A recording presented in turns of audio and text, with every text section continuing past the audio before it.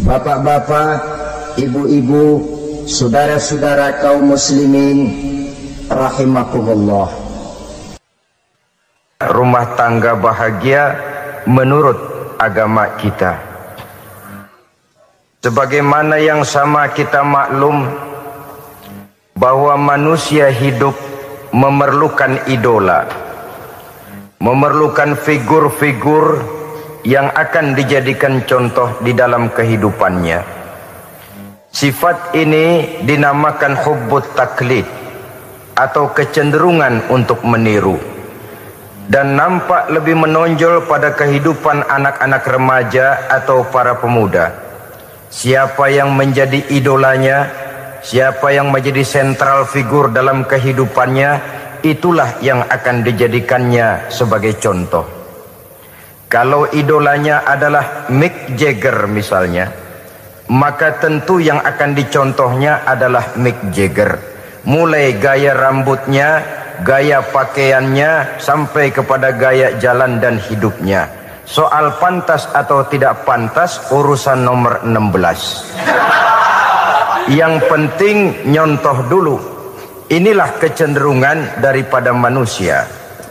Bagi kita umat Islam, contoh ideal, figur sentral yang sepatutnya jadi idola tidak lain adalah junjungan kita Nabi besar Muhammad sallallahu alaihi wasallam.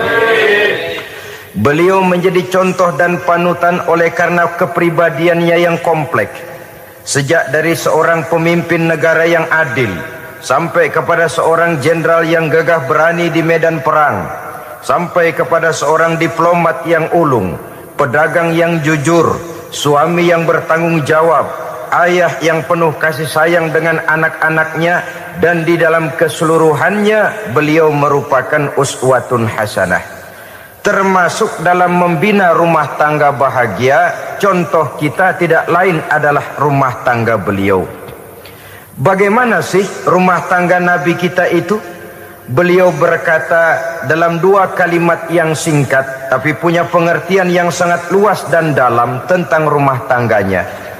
Beliau mengatakan, baiti jannati, rumah tanggaku adalah sorga bagiku. Satu cerminan yang merupakan refleksi dari keadaan yang membawa kebahagiaan. Padahal sepanjang sejarah yang kita baca, rumah beliau kecil saja.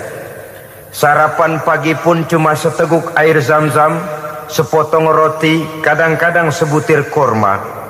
Tidurnya di atas kain kasar yang separuh jadi selimut, separuh jadi alas tidur.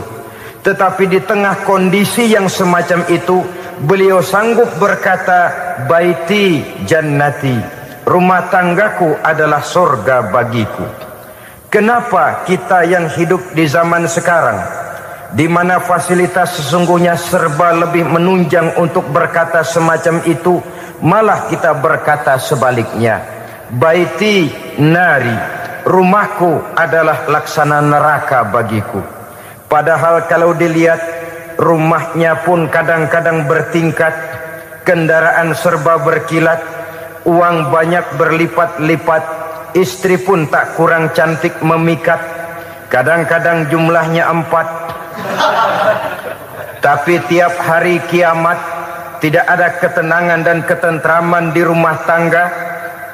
Saudara hadirin kaum muslimin rahimakumullah, mengapa Rasul sampai mengatakan baiti jannati, rumahku adalah laksana surga bagiku? Inilah pokok pembicaraan kita pada pertemuan kali ini.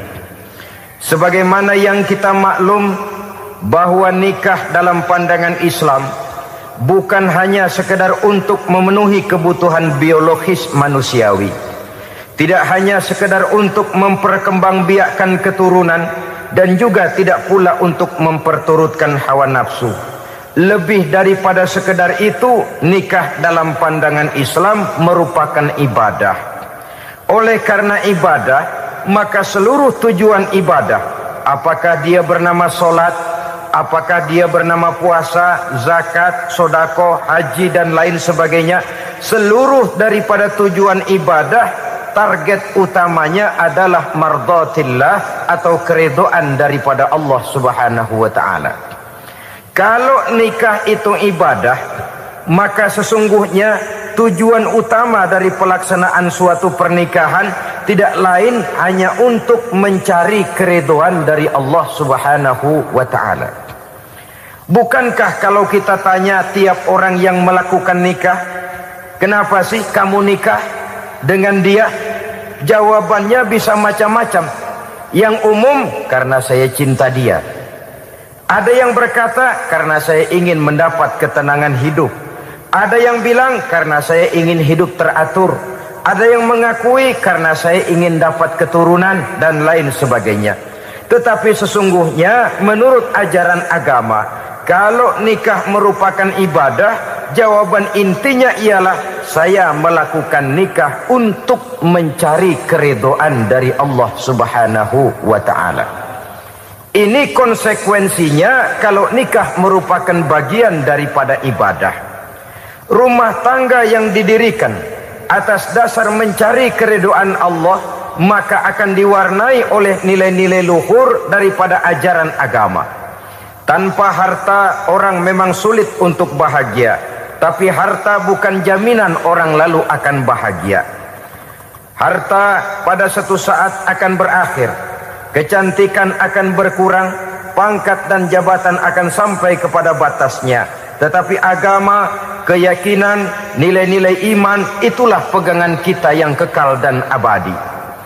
Sebab itu dalam surah Ar-Rum ayat ke-21 Allah Subhanahu wa taala menjelaskan, "Wa min ayatihi an khalaqalakum min anfusikum azwajan litaskunu ilaiha wa ja'ala bainakum mawaddatan wa rahmah."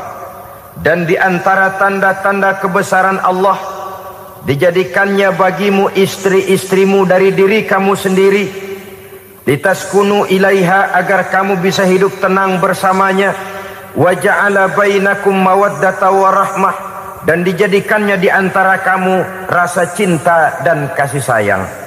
Umumnya pernikahan terjadi karena mawaddatan wa rahmah ini, cinta dan kasih sayang.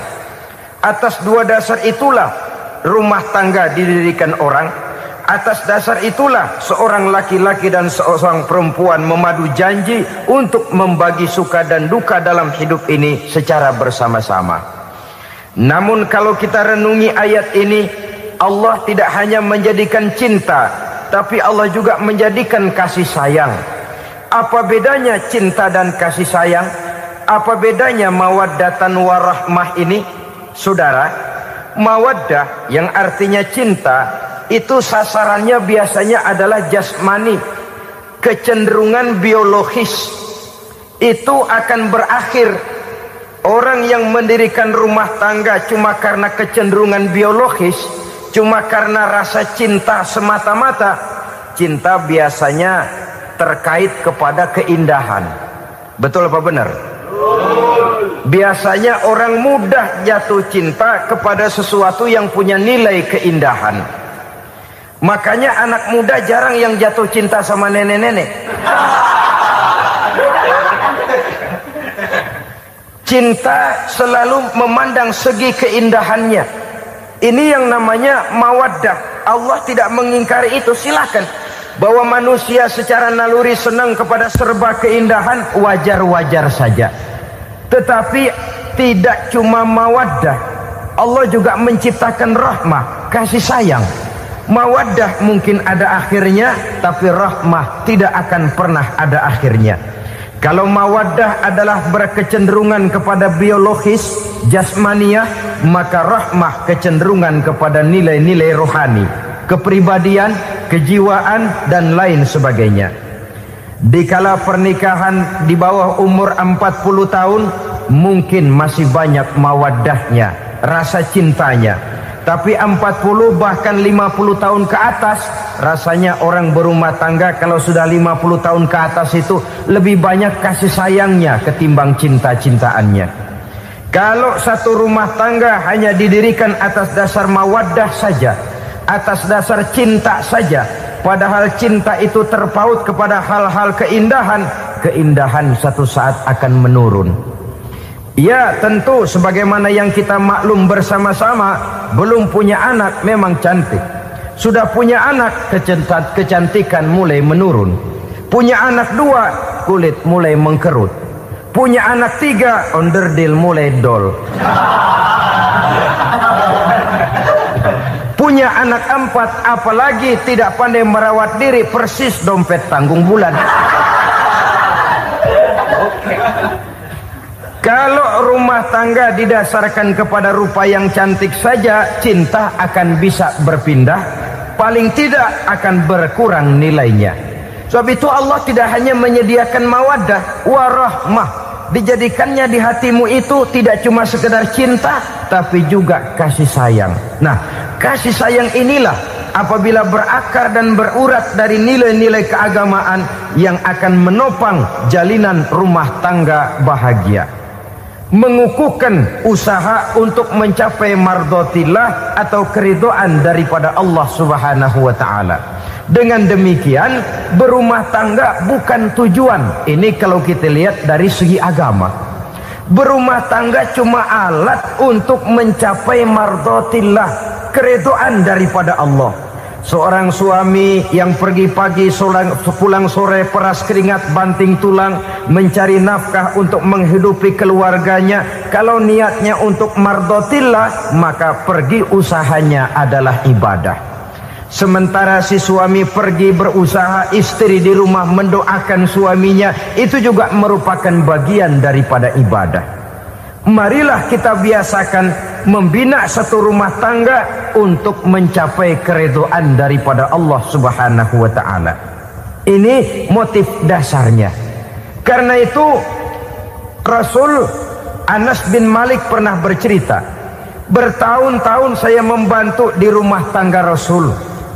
Selama tahun-tahun yang panjang saya membantu di rumah tangga beliau itu, kata Anas bin Malik, belum pernah kok saya mendengar kata-kata kasar, keras, membentak-bentak. Belum pernah saya melihat ada piring terbang, sandal melayang, ada penggorengan nitir di atas.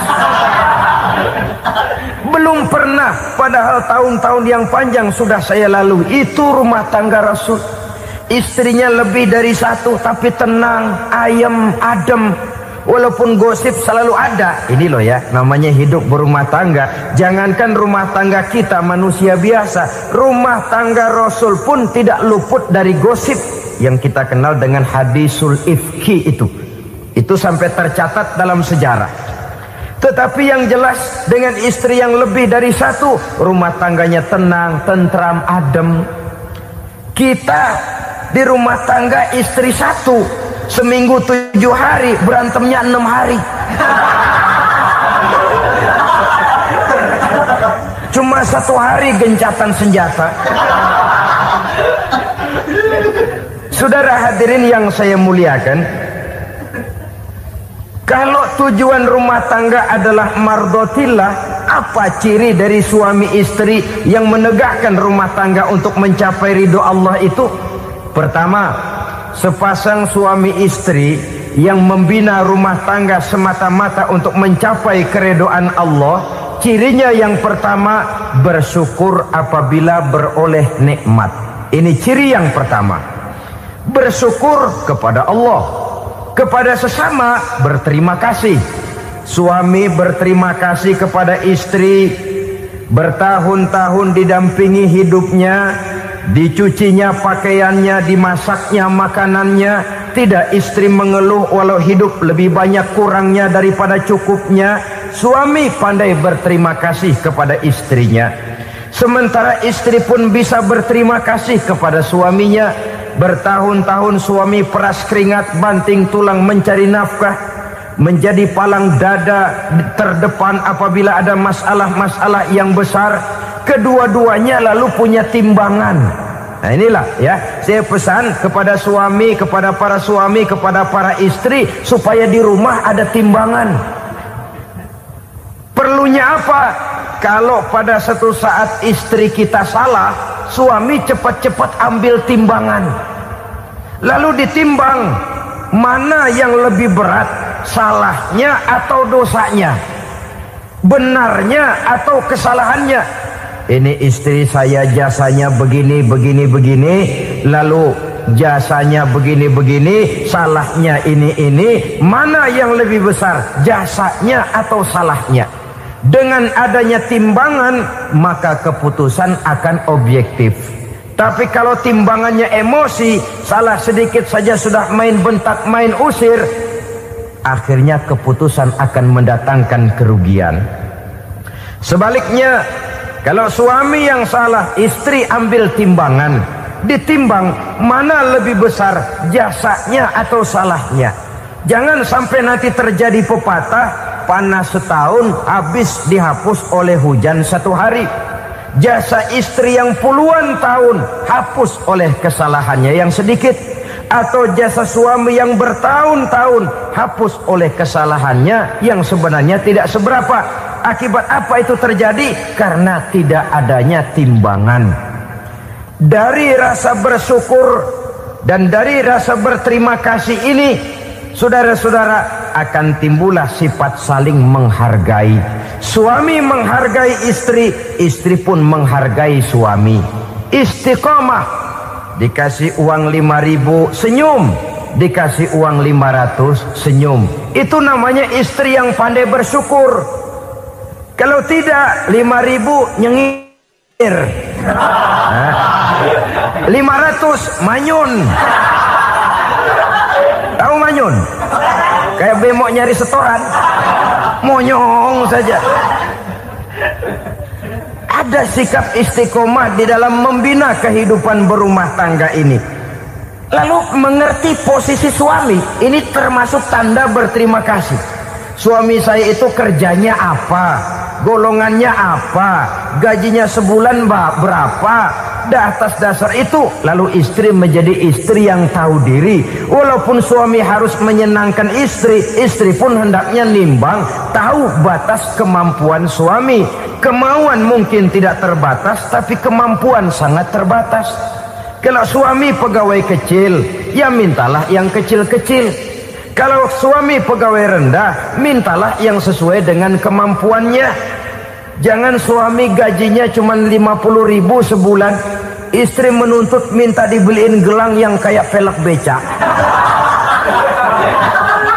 Tentu sudah overacting namanya. Saudara hadirin yang saya muliakan, kunci awalnya bersyukur kepada Allah. Kalau sudah bisa berterima kasih kepada manusia, hati ini akan mudah bersyukur kepada Allah. Rumah tangga yang pandai bersyukur, berapapun kecilnya nikmat, bukan kecilnya yang dia lihat, tapi karunia Allah yang dinilai. Sehingga dari rasa berterima kasih kepada manusia akan timbullah rasa syukur kehadirat Allah Subhanahu wa ta'ala. Itu yang sering diistilahkan orang, kalau dia punya mobil, dia berkata alhamdulillah kita punya mobil, tetangga kita cuman punya motor. Kalau dia punya motor, syukur kita punya motor, tetangga kita cuman punya sepeda, kemana-mana kekejek melulu. Kalau dia punya sepeda, alhamdulillah punya sepeda, tetangga kita sebelah nggak punya apa-apa, kemana jalan kaki saja. Kalau dia jalan kaki, alhamdulillah kita masih bisa jalan. Tetangga kita sebelah lumpuh bertahun-tahun nggak kemana-mana. Kalau dia lumpuh, alhamdulillah kita masih hidup. Tetangga kita kemarin mati nggak balik lagi.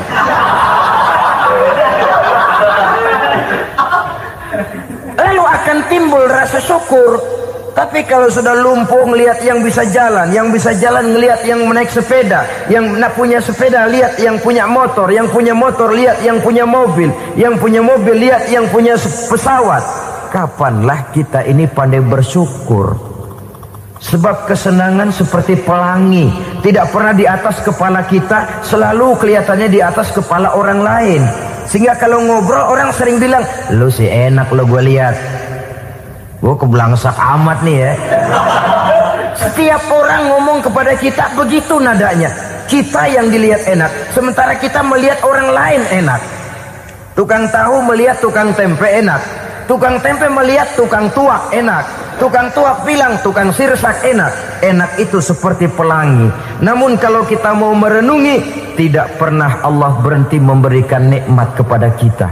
Sejak kita bangun tidur sampai kita tidur kembali, bahkan tidur itu sendiri, seluruhnya tidak pernah putus dari nikmat Allah.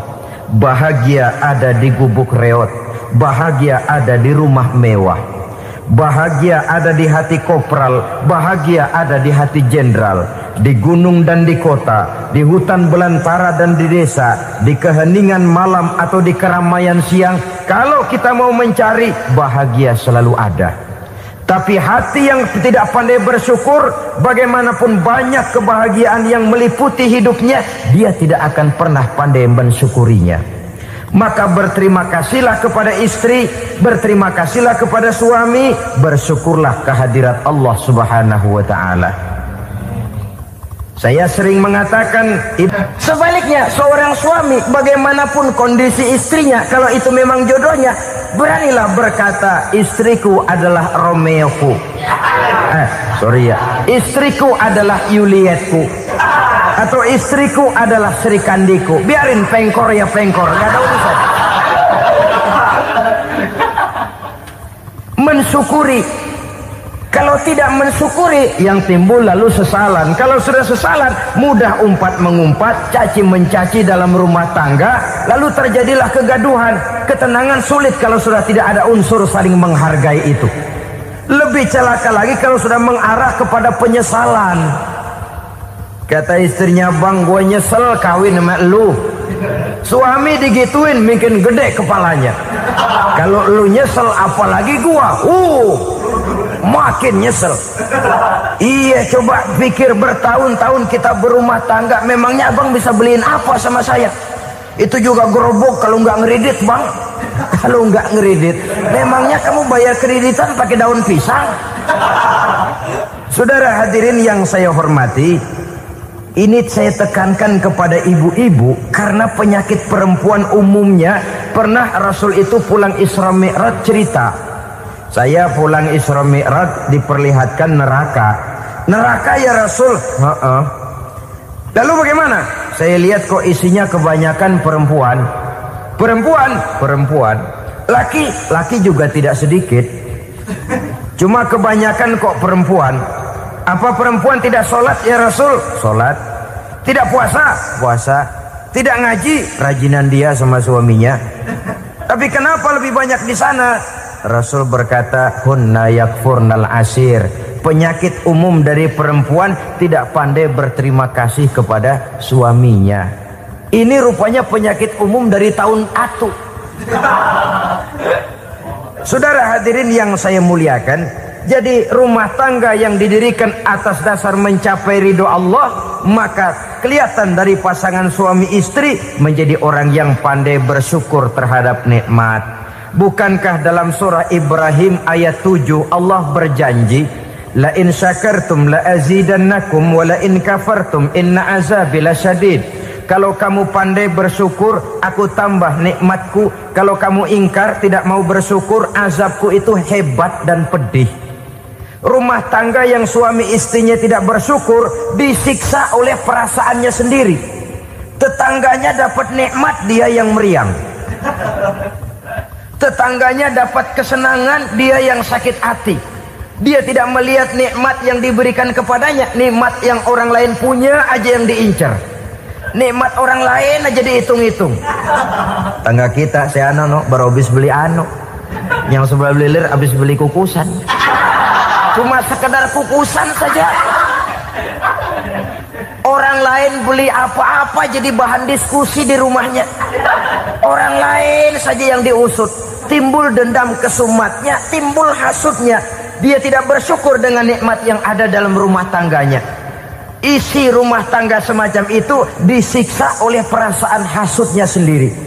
Jauh dari kebahagiaan, kering hatinya, miskin jiwanya, merana batinnya. Kalau sudah ke sana, jauhlah rumah tangga dari pantulan sinar kebahagiaan. Saudara-saudara, kita lihat rumah tangga Rasul.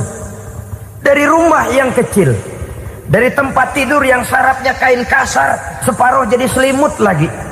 Keluar ucapan baiti jannati, Kenapa? Beliau orang yang pandai bersyukur kepada Allah, bisa berterima kasih kepada istri-istrinya, dan istrinya pun pandai berterima kasih kepada Rasul dan bersyukur kehadirat Allah Subhanahu wa ta'ala. Maka nikmat lalu bertambah. Makin kita syukuri nikmat, makin tambah itu. La azidannakum, janji Allah, pasti aku tambah nikmatku kepadamu jikalau kamu pandai mensyukurinya.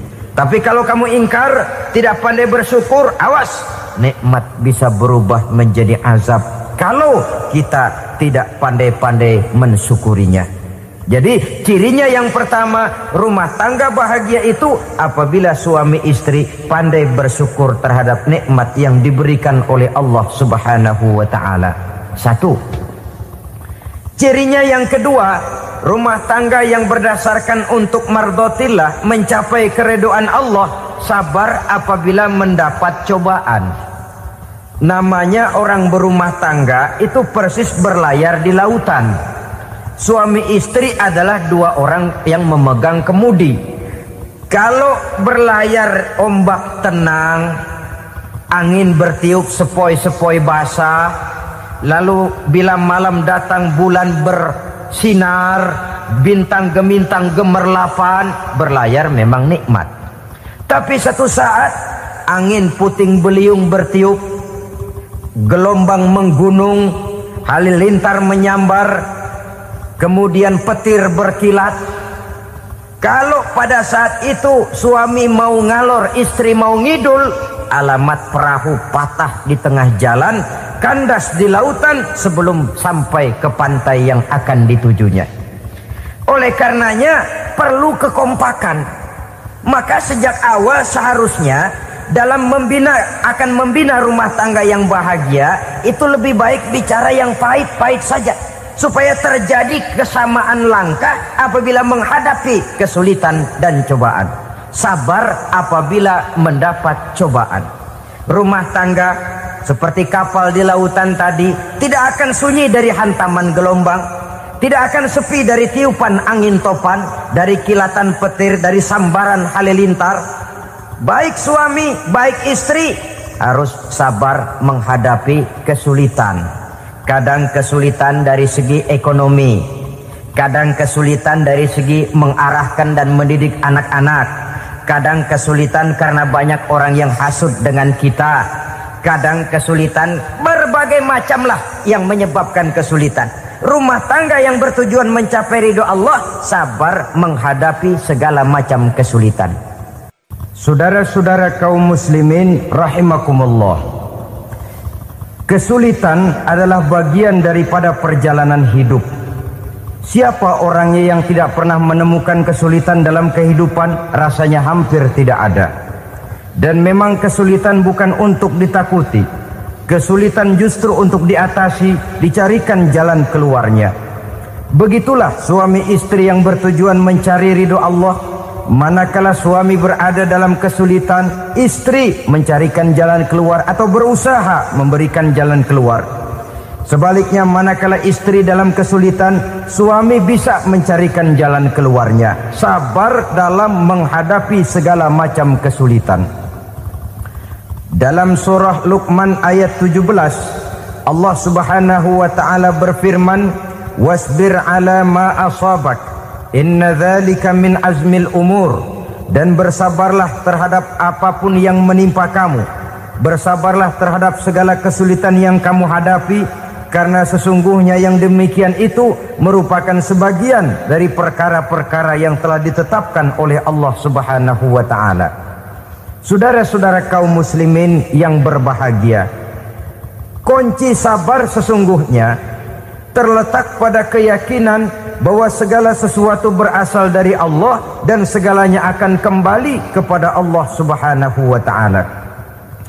Rumah tangga yang sabar di dalam menghadapi kesulitan-kesulitan biasanya akan lebih mudah mencari jalan keluar.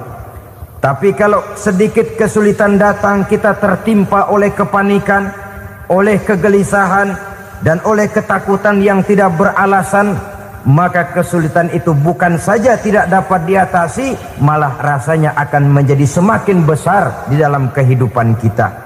Tidak ada rumah tangga yang tidak pernah berhadapan dengan kesulitan, bagaimanapun besarnya rumah tangga itu. Itulah sebabnya kita memerlukan orang lain. Hidup berumah tangga itu seperti orang punya mata.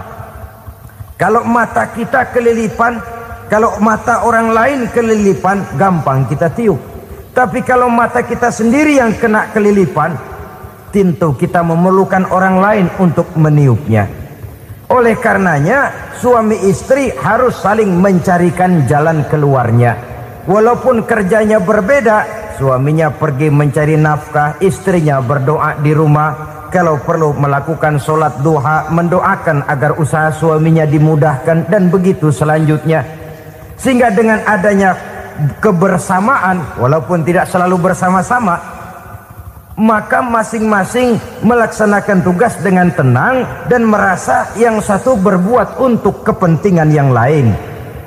Inilah cirinya yang kedua, sabar bila mendapat dan berhadapan dengan segala macam kesulitan. Kadang orang mendapat kesulitan itu berkeluh kesah. Bukan berkeluh kesah, tapi mencari jalan keluar dan mengambil hikmah yang ada di dalamnya apa. Karena bukan kemudahan, kesulitan yang membuat orang dewasa. Bukan kemudahan, tapi kesulitan yang membuat orang berpikir, dinamis, kreatif. Kalau seluruh jalan yang kita tempuh mudah saja, gampang saja, rasanya monoton kita ini. Kehilangan dinamika dalam perjuangan. Kesulitan yang membuat orang matang, kesulitan yang menempa kepribadian untuk lebih dewasa menghadapi bahtera kehidupan, membuat pandangan makin arif, wawasan makin luas, dan analisa semakin tajam. Sama saja dalam hidup. Sesungguhnya pujian sering menjadi racun, dan caci maki kalau kita tanggapi secara positif sering membuat kita makin dewasa.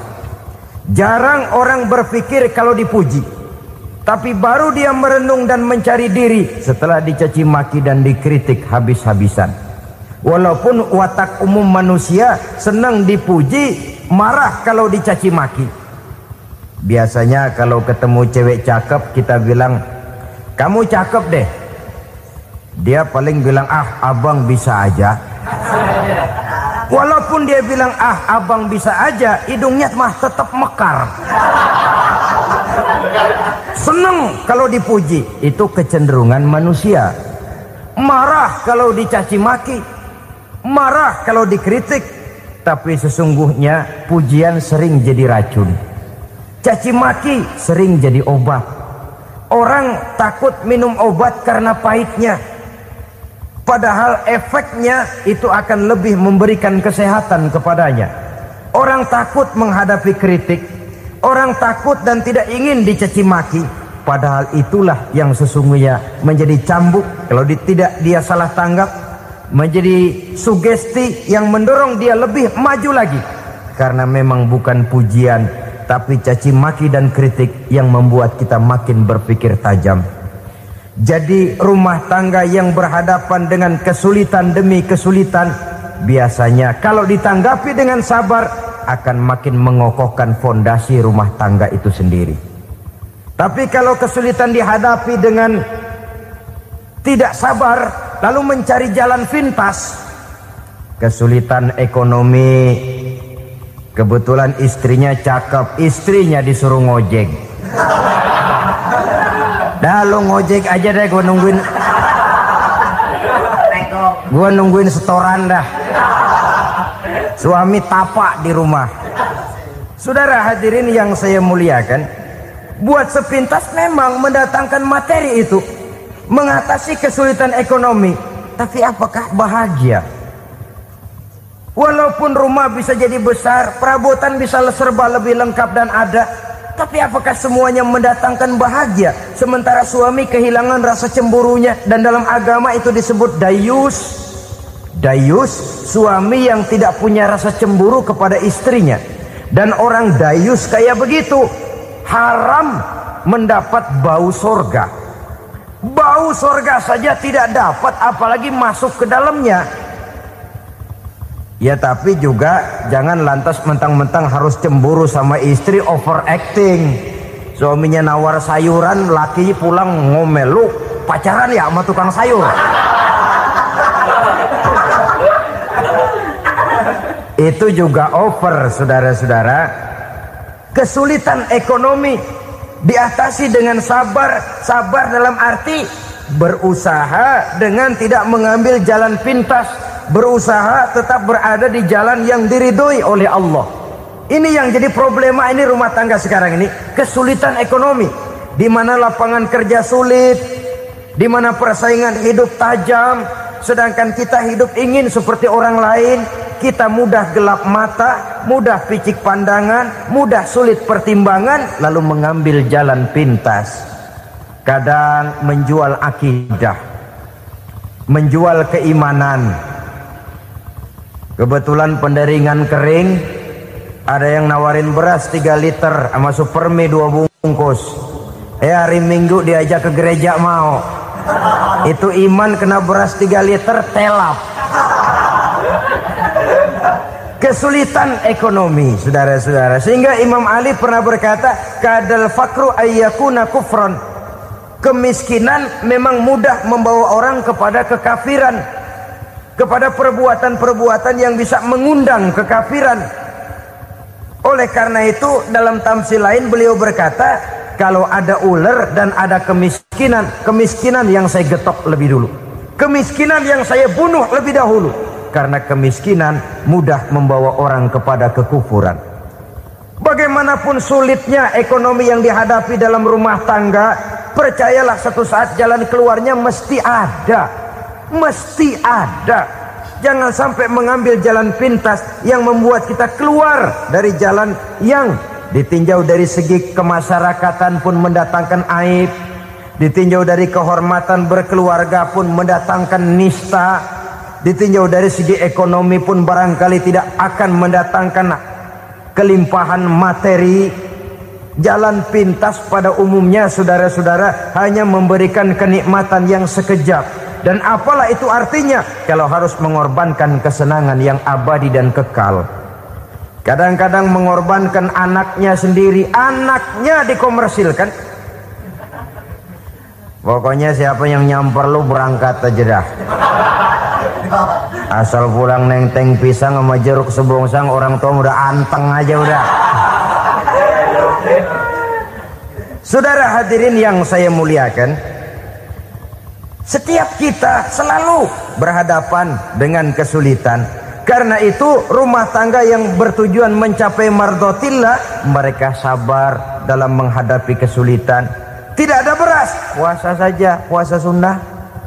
Puasa sunnah, lapar tapi ada pahalanya. Daripada tidak puasa lalu ngegerundel, brengsek Tuhan, gue sembahyang melulu lapar juga. Sudah lapar tidak berpahala. Bukankah Rasulullah sendiri kalau pulang ke rumah Aisyah lalu berkata, ya Humairah, ada makanan hari ini? Ada makanan ya? Enggak ada bang. Alhamdulillah, kalau begitu saya puasa. Pulang dari mana-mana perut lapar, mau makan tidak ada makanan, bukan marah, bukan ngamuk, puasa. Maka boleh puasa sunnah, niatnya udah siang, jam 10, jam 11, asal dari pagi belum makan apa-apa. Niatnya jam 10, sah, dengan catatan dari pagi belum makan apa-apa. Jangan sudah sepiring setengah baru niat, itu lain. Itu ngojek namanya itu. Pengertian dalam kesulitan. Satu malam beliau pulang dari masjid agak larut. Habis ngajar banyak yang bertanya. Ketuk pintu, Assalamualaikum, Assalamualaikum. 3 kali beliau memberi salam, tidak ada jawaban, tidak dibukakan pintu. Rupanya istri beliau lelah bekerja di waktu siang, tidurnya pules benar. Marahkah Rasul? Tidak. Beliau gelar sorban, tidur di depan pintu. Asraful anbiya wal mursalin ini, Rasul termulia ini, karena menghargai istrinya, tidur di depan pintu. Sampai Aisyah bangun sepertiga malam, terkejut buka pintu, suaminya ada di depan pintu. Beliau bangunkan. Ketika dibangunkan, Rasul lebih dulu berkata, maaf sayang, saya pulang terlambat. Sudah nggak dibukain pintu, tidur di depan, dibangunin, beliau duluan yang minta maaf. Pengertian. Kalau emosi, memang nggak dibukain pintu, tidur di depan, begitu dibukain yang enak kita tunjuk jidatnya.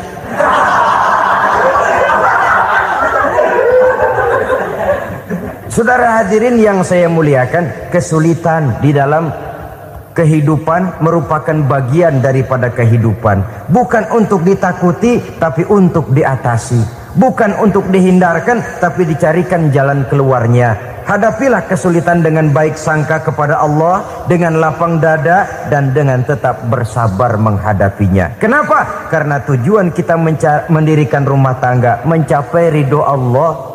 Kalau anak kita perjualbelikan, kalau istri kita komersilkan, kalau akidah kita jual untuk mempertahankan rumah tangga, bukankah makin jauh saja rumah tangga itu dari ridho Allah? Ini tujuan utamanya. Yang ketiga, rumah tangga yang bertujuan mardotillah itu, suami istri yang merupakan fondasi di rumah tangga, suami sebagai pemimpin, istri sebagai pembina, selalu musyawarah dalam menyelesaikan persoalan. Walaupun istri ditakdirkan sebagai pemimpin dan suami sebagai pemimpin dan istri yang dipimpin, tapi agama menganjurkan musyawarah. Jangan mentang-mentang istri nyari duit, suami nyari duit, lalu menteleng. Segalanya mau diktator, segalanya mau sendiri. Rumah tangga yang bertujuan mencapai ridho Allah selalu didirikan atas dasar musyawarah. Sehingga apabila sesuatu itu dihasilkan dari suasana musyawarah, tidak akan melahirkan penyesalan di belakang hari. Kalau tidak berjalan menurut seleranya masing-masing, belakangan timbul penyesalan, akhirnya main salah menyalahkan. Kalau sudah saling salah menyalahkan, itu artinya sudah saling mengungkit kekurangan masing-masing. Akibatnya tidak ada lagi saling menghargai. Jadi dengan demikian musyawarah di dalam menyelesaikan persoalan. Menghadapi kesulitan ekonomi, musyawarah. Menghadapi kenakalan anak, musyawarah. Akan membeli ini dan itu, sebaiknya juga musyawarah. Kalau merupakan hasil musyawarah, maka saudara-saudara hasilnya pun akan dihadapi oleh bersama. Enak rasakan bersama, tidak enak rasakan bersama. Kenapa? Tadinya musyawarahnya bersama-sama juga. Lah kalau hasil sendirian, giliran enak mungkin yang satu mau ikut, giliran tidak enak yang satu nuding. Gua kata juga apa? Kan begitu akibatnya kalau tidak berdasarkan musyawarah lebih dahulu. Maka insya Allah hasil musyawarah ini setidaknya tidak akan mendatangkan sesalan di belakang hari nantinya. Saudara-saudara kaum muslimin rahimakumullah, ciri yang keempat, sepasang suami istri yang bertujuan mencapai ridho Allah dalam upaya mencapai rumah tangga bahagia itu tawakal apabila mempunyai rencana. Tawakal berserah diri kepada Allah. Bukan berserah diri dalam artian mutlak yang mengarah kepada fatalism atau predestination. Kita sering mengartikan tawakal secara salah. Belum apa-apa sudah menyerahkan diri kepada Allah. Memang semuanya terjadi menurut maunya Allah dah. Gak usah ngapa-ngapain, bagaimana Tuhan aja dah. Lapar juga nggak usah makan, kalau takdirnya kenyang pan kenyang. Ya udah lapar terus kita. Makan dulu, perkara nanti kenyang apa tidak, itu baru tawakal. Kalau sakit ke dokter, soal sembuh atau tidak, baru tawakal. Artinya usaha itu ada.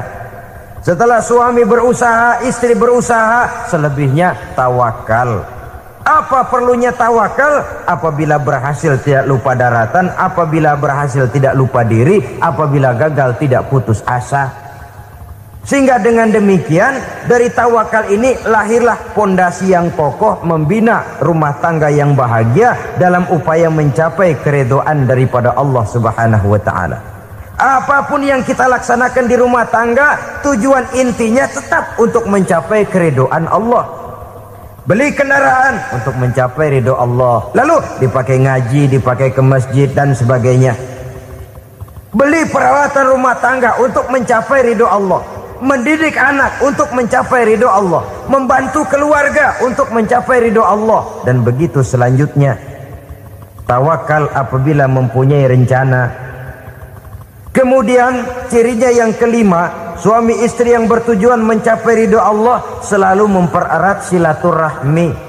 Sebab seperti sudah saya sampaikan pada pertemuan terdahulu, dalam berumah tangga itu ada orang tua, ada mertua. Itu cuma perbedaan istilah, tapi hakikatnya adalah sama.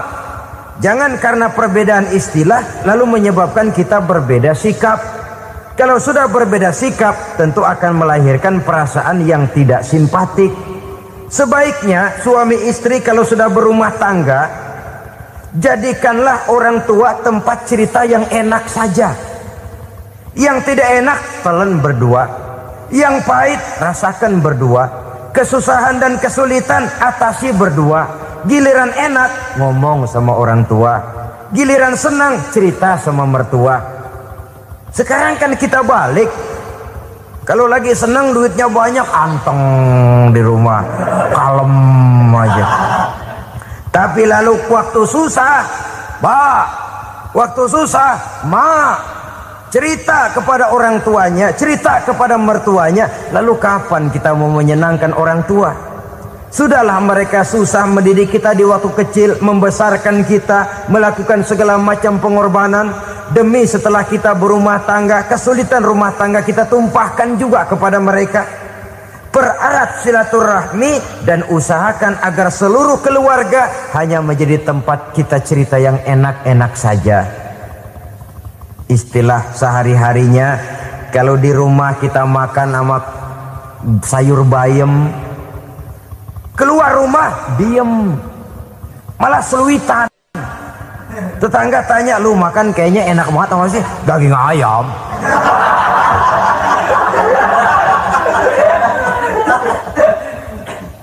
Lalu tetangga akan berbisik, itu makannya tuh orang enak bener ya, rumah tangganya tiap hari makan sama daging ayam. Biarlah paling kurang itu jadi doa, daripada kita makan sama kangkung lalu ribut ngomel di mana-mana. Gua kesel banget sama bini gua, di warung ceritanya lagi. Kenapa? Saban sari gua direbusin kangkung mulu, brengsek. Di warung cerita ada RT, ada RW. Gara-gara makan sama kangkung se-RT tahu. Akhirnya mungkin kalau kita berangkat orang hitung dari jauhan, lihat kangkung liwat.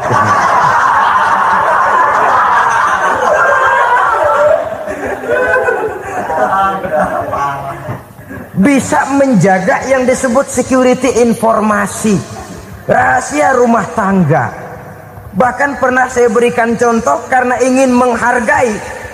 Suami beliin kain batik buat istrinya. Istri tahu begitu sepintas, nih kain jelek nih. Tapi karena mau menyenangkan suaminya, dia bohong.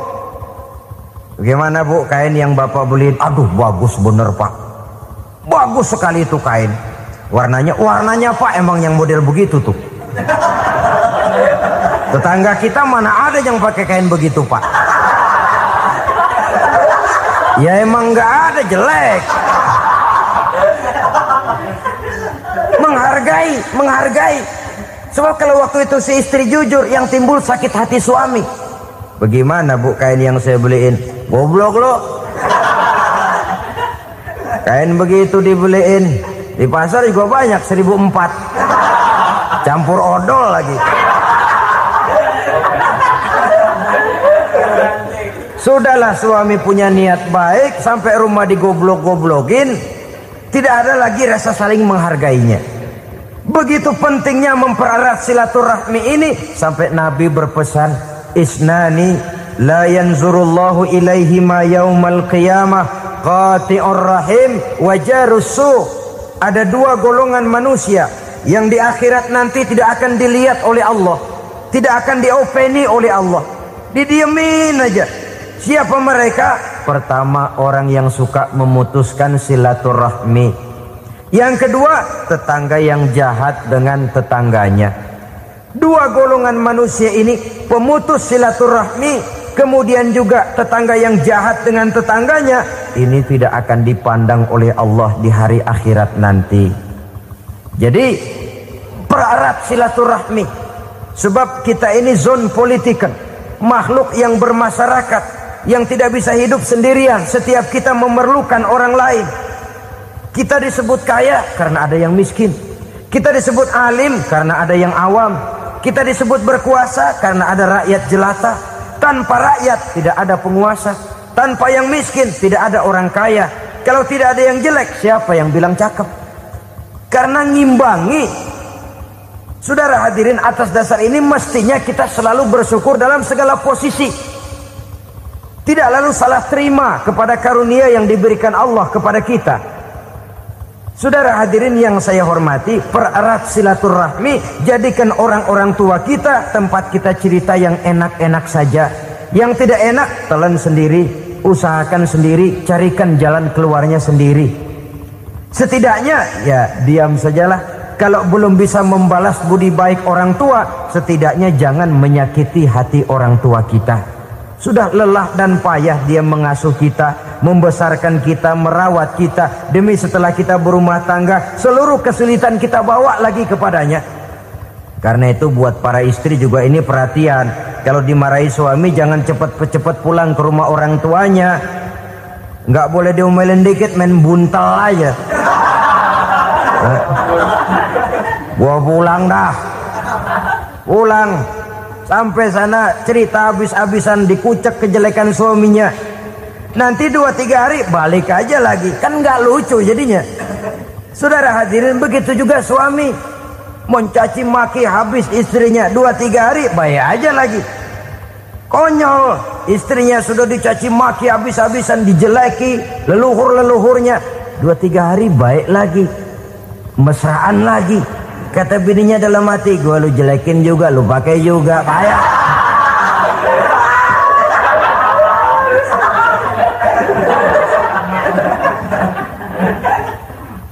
Saudara hadirin yang saya muliakan, itulah sebabnya pada awal tadi saya katakan perlunya kita mempunyai timbangan baik sebagai suami maupun sebagai istri. Nah, dari mempererat silaturahmi ini akan terjalin rasa kekeluargaan. Maka tradisi arisan keluarga itu bagus sesungguhnya untuk mempererat silaturahmi. Cuma celakanya bukan silaturahmi yang jadi tujuan, arisannya itu yang jadi tujuan. Akibatnya apa? Kalau belum narik mah semangat banget datang dah. Begitu udah narik aja udahan. Itu celakanya. Akhirnya silaturahminya jadi nomor 2, arisan semata-mata yang menjadi tujuan. Sesungguhnya itu bagus untuk mempererat silaturahmi. Karena kalau kita dengan kita sesama saudara sudah tidak saling mau mengenal, bagaimana dengan anak-anak kita? Bagaimana dengan cucu-cucu kita? 2-3 generasi yang akan datang tentu akan lebih saling tidak mengenal lagi. Baiklah ya, yang keenam, suami istri yang bertujuan untuk mencapai keridhaan Allah itu selalu berusaha tolong menolong di dalam kebajikan.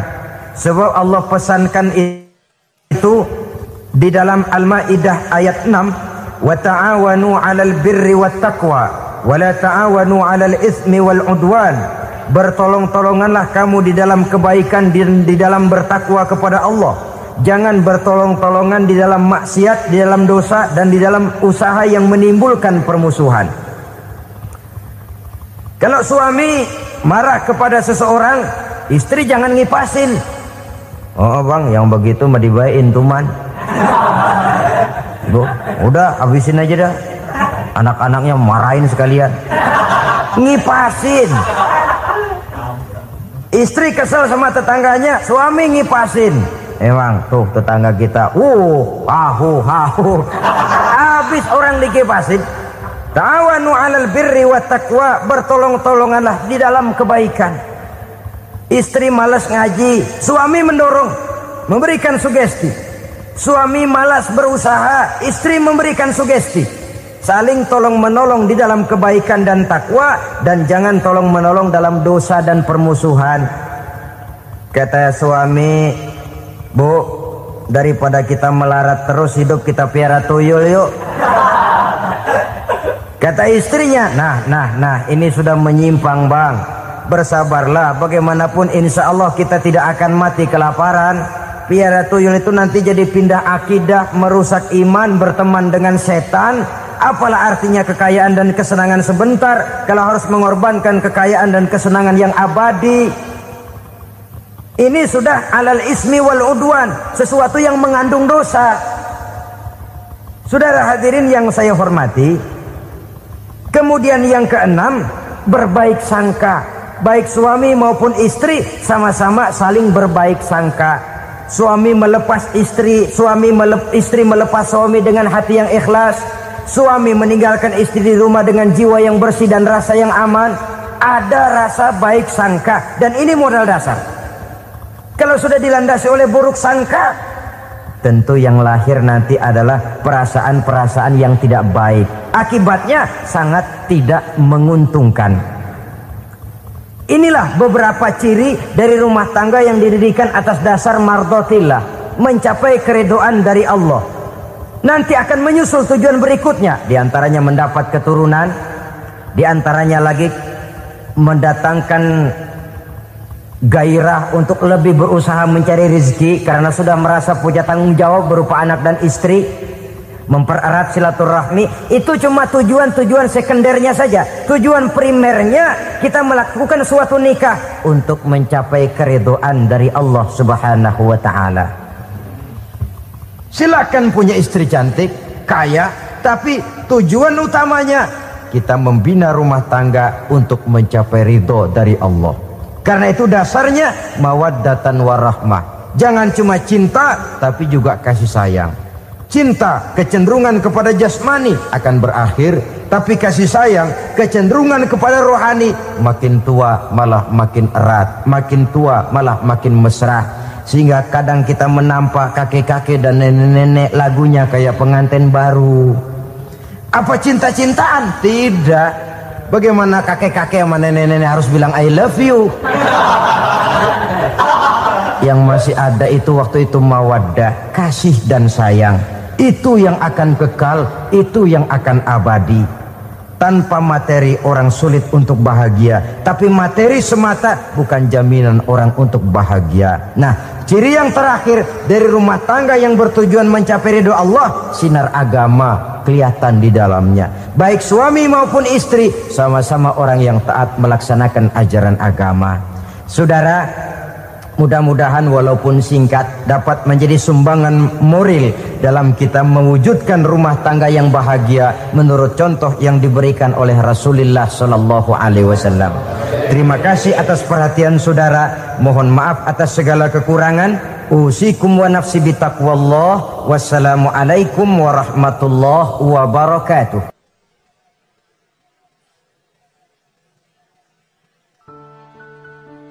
Assalamualaikum warahmatullahi wabarakatuh. Wa ala alihi wa sahbihi ajma'in, amma ba'du.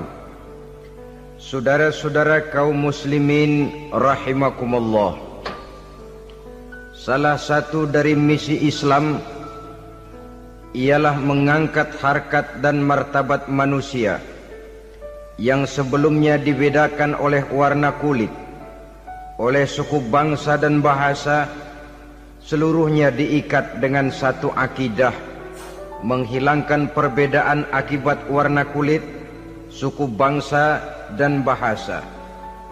Termasuk dalam upaya itu betapa Islam telah mengangkat harkat dan martabat kaum wanita. Maka pada pertemuan kali ini kita akan membicarakan tentang peranan wanita sepanjang pandangan agama. Sebelum Islam datang, nasib perempuan nyaris hanya berputar di segitiga saja. Dapur, sumur, kasur. Kasur, sumur, dapur. Seolah-olah wanita terpaut dengan tiga itu tadi. Seolah-olah wanita tidak bisa berbuat lebih banyak daripada itu. Bahkan di tengah masyarakat jahiliyah, bayi perempuan mendatangkan aib sehingga mereka lalu dikubur hidup-hidup. Maka datang Islam dengan tegas mencanangkan satu revolusi yang mengangkat harkat dan martabat kaum wanita. Nabi bersabda, "An-nisa'u imadul bilad, iza saluhat saluhal bilad, wa iza fasadat fasadal bilad." Wanita adalah tiang negara. Jikalau baik wanita, baiklah negara. Jikalau rusak wanita, hancurlah negara. Dalam berbagai ayat Al-Quranul Karim menjelaskan tentang wanita dan peranannya. Al-Quran bercerita tentang Siti Hawa. Al-Quran bercerita tentang anak perempuan Nabi Adam, Iklimah dan Labuda, yang menyebabkan Habil dan Qabil saling berbunuh-bunuhan. Al-Quran menceritakan bagaimana ibunya Nabi Musa mendapat wahyu untuk menghanyutkan anaknya di hilir sungai Nil. Al-Quran bercerita tentang Siti Maryam, ibu daripada Nabi Isa. Al-Quran bercerita tentang dua putri Nabi Yusuf, yang akhirnya salah satunya menjadi istri daripada Nabi Musa.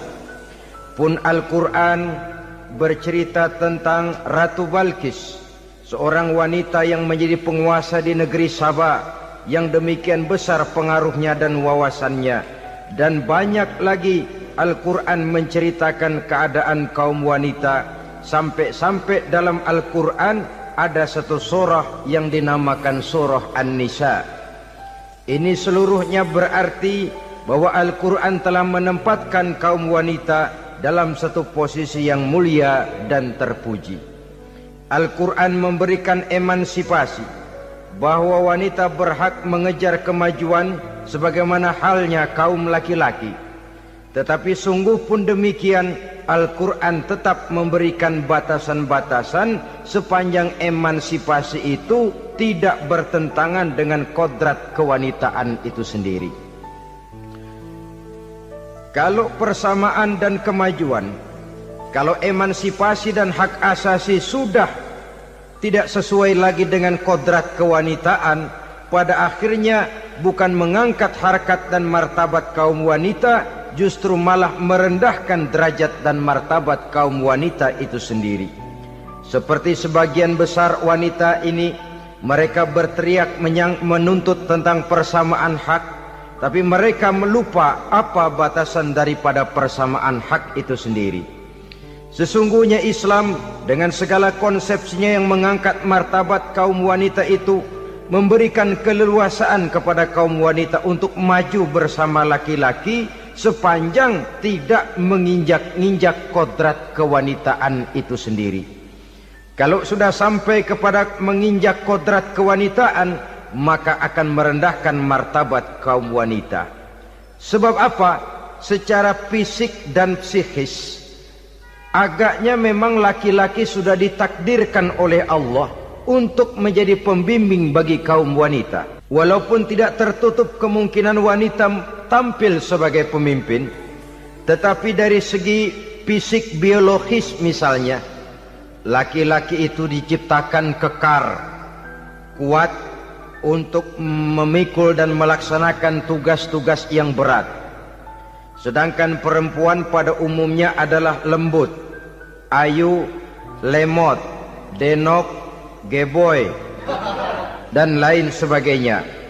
Maka kalau kita baca sejarah, Allah itu belum pernah mengutus rasul perempuan. Semua rasul laki-laki. Sebab apa? Secara fisik biologis tugas kerasulan lebih dimungkinkan oleh seorang laki-laki. Tugas rasul itu berat.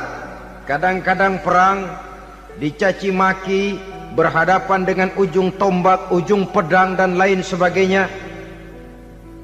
Makanya seluruh rasul laki-laki, dan Allah belum pernah mengutus rasul perempuan. Dari segi lain, perempuan itu banyak terhalang untuk melaksanakan ajaran agama. Misalnya, 1 minggu dalam sebulan perempuan itu terkena cuti khusus, mengalami masa menstruasi, tidak sholat, tidak puasa, tidak melaksanakan ajaran agama yang tidak dibolehkan pada saat menstruasi itu. Kalau ada rasul perempuan, lalu saat malaikat akan menyampaikan wahyu, kebetulan rasulnya sedang men, wah, itu bisa balik lagi malaikat Jibril ke langit itu. Mau turun nyampein wahyu, balik lagi ke atas, ditegur, kenapa balik lagi Jibril? Rasulnya lagi head.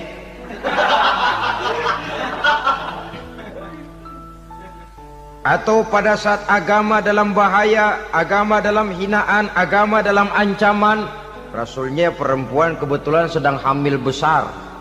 Apa lalu perang ditunda? Pengumuman perang ditunda saja sampai rasul melahirkan. Tentu lebih tidak mungkin lagi. Secara fisik biologis, laki-laki lebih memungkinkan untuk melaksanakan tugas kerasulan ini. Maka seluruh rasul yang diutus Allah adalah laki-laki. Saudara hadirin yang saya muliakan, sungguh pun demikian, Islam itu mengangkat martabat wanita sedemikian tinggi sebagai tiang negara yang menentukan jatuh dan bangunnya negara, yang ikut mewarnai bahkan menjadi warnanya suatu negara. Walaupun peranannya memang tidak begitu kelihatan, tapi sesungguhnya amat sangat menentukan. Oleh karenanya, secara umum, emansipasi yang digariskan oleh Islam, emansipasi yang tidak bertentangan dengan kodrat kewanitaan di berbagai aspek kehidupan. Kalau sekarang emansipasi ini kelihatannya sudah salah pasang, salah kaprah. Bahkan belum lama kita menyaksikan bagaimana ada binaragawati. Di zaman sekarang perempuan sudah mulai angkat besi.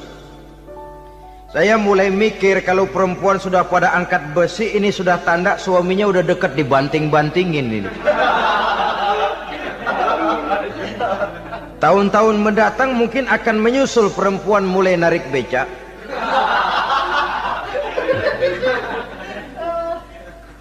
Nampaknya kan sudah tidak lagi mengindahkan kodratnya sebagai wanita. Ada olahraga yang hanya pantas dikerjakan oleh laki-laki. Oleh karena itu pada kesempatan ini kita akan mencoba melihat peranan wanita dari berbagai dimensinya. Yang pertama, peranan wanita sebagai istri. Adalah Rasul memilih istri pertamanya Sayyidatuna Khadijah radhiyallahu anha. Kalau pilihan utama beliau pertama kali nikah dengan Siti Khadijah, jelas itu pilihannya bukan karena kecantikan. Kenapa? Beliau nikahi Siti Khadijah dalam usia 40 tahun Khadijah dan 25 tahun Rasul. Statusnya janda pula. Kalau beliau seorang pemburu kembang, pemburu bunga, kenapa mesti nikah dengan janda berumur 40 tahun? Sedangkan beliau waktu itu masih berumur 25 tahun.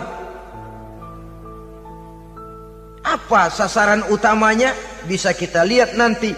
Setelah beliau diangkat menjadi Rasul, ternyata Khadijah lebih daripada seorang istri. Beliau masuk ke dalam staf Nabi. Orang lain beliau belum beriman, beliau malah beriman lebih dahulu sebagai perempuan pertama yang masuk Islam. Orang lain memusuhi Nabi, beliau malah mengorbankan hartanya untuk membantu perjuangan Nabi. Istri setia semacam ini dengan peranannya sebagai istri yang sedemikian rupa memberikan andil yang sangat besar bagi kesuksesan dan keberhasilan seorang suami. Sebaliknya, seorang istri bisa mempengaruhi suaminya. Seorang suami yang jujur, polos, lugu, sederhana bisa jadi koruptor ulung kalau didorong-dorong oleh istrinya. Seorang istri Pak Lurah memang tidak ikut mengatur kelurahan, tapi dia bisa mewarnai suaminya.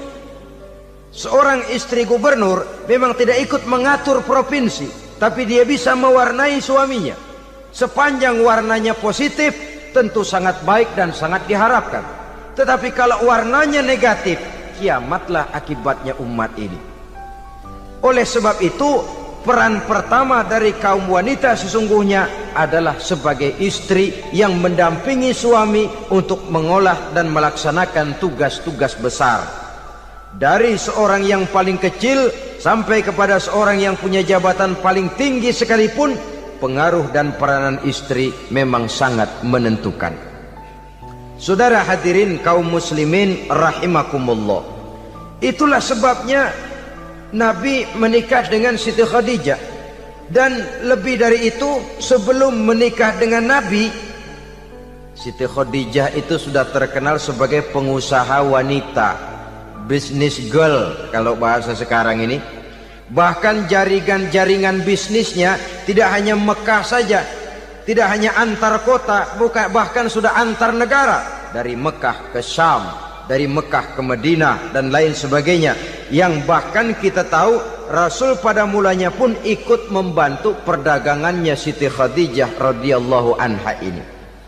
Jadi kalau bercermin dari karier Siti Khadijah, boleh saja wanita bergerak di bidang bisnis, asal memang profesi, bukan karena dengan senjata dan modal kecantikan lalu membujuk dan merayu orang sampai telap sehingga bisnisnya berjalan lancar dengan jalan menjual kecantikannya. Tidak, bergerak di bidang bisnis yang memang profesinya di situ.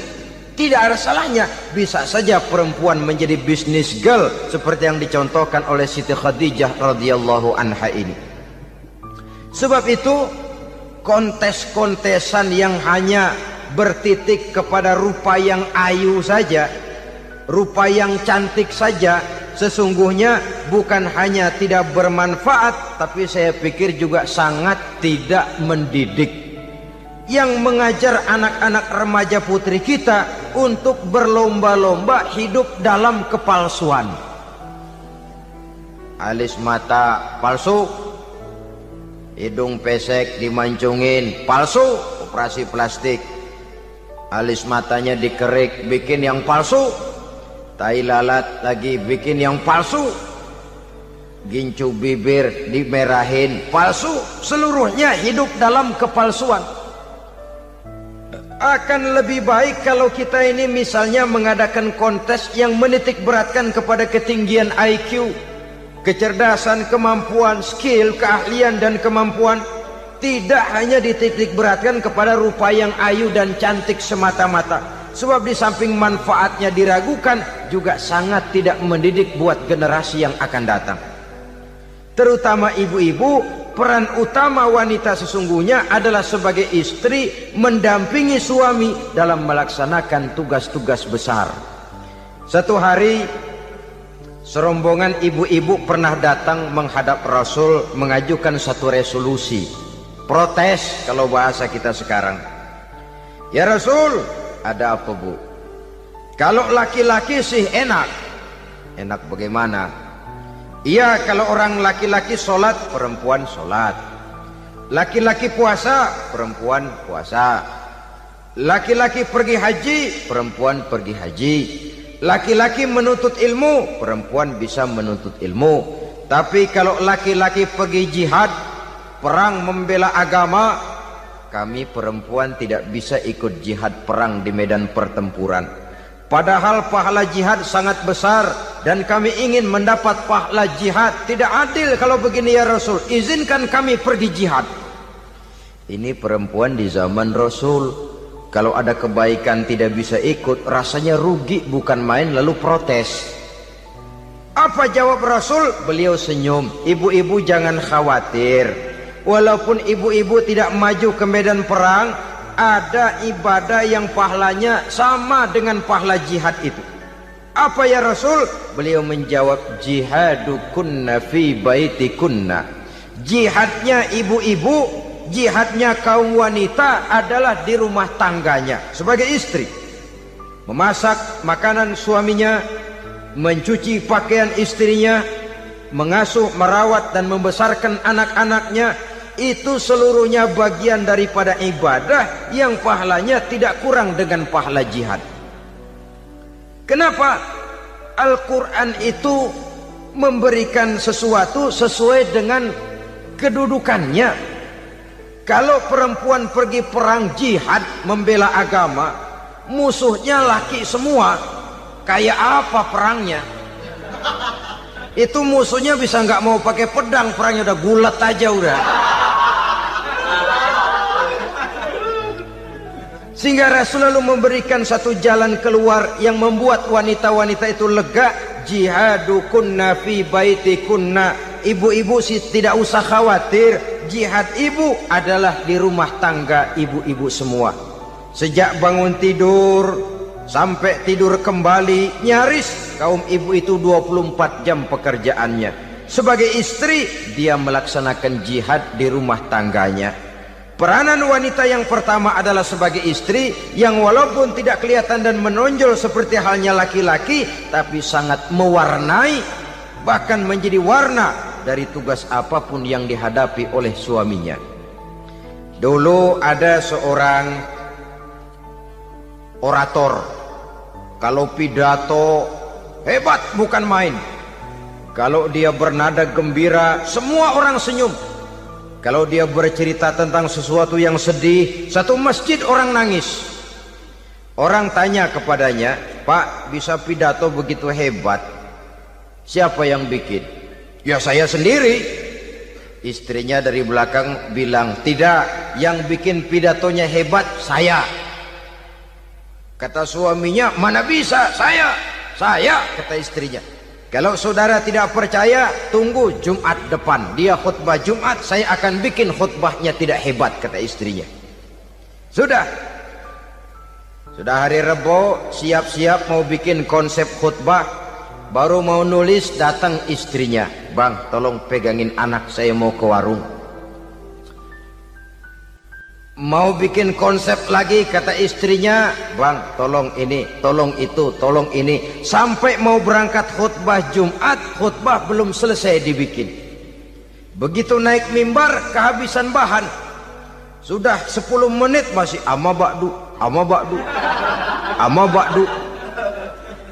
Ini yang dengar heran, ini orang kok bicaranya bisa cuma amat sama badu, amat sama badu saja. Di situ kelihatan saudara-saudara betapa peran serta istri yang walaupun tidak kelihatan oleh pandangan mata yang zahir, tapi teramat sangat menentukan. Sekali lagi, tidak ada seorang suami bisa sukses jadi apapun dia tanpa peran serta istrinya di rumah.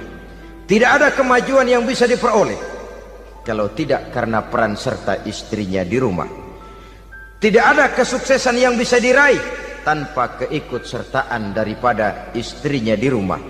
Walaupun suaminya yang dikenal orang, suaminya yang dipuji orang, suaminya yang disanjung orang, bagian besar tetaplah saham dan andil daripada istrinya yang di rumah itu.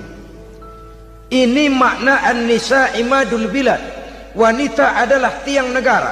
Jikalau baik wanita, baik negara. Jikalau rusak wanita, hancur negara. Karena wanita, negeri Sabah menjadi terkenal, tentram, aman, wawasan politiknya luas. Seorang semacam Cleopatra bisa menaklukkan Julius Caesar. Dan begitu selanjutnya. Banyak cerita-cerita betapa wanita yang berperan di belakang layar ini bahkan bisa menggoyangkan negara. Bahkan yang paling dekat saja contoh dengan kita, Senator Gary Hart. Saudara masih dengar tentu itu. Betapa harus terpaksa mengundurkan diri dari pencalonan presiden Amerika karena kasusnya dengan Donna Rice itu, dengan hostess itu.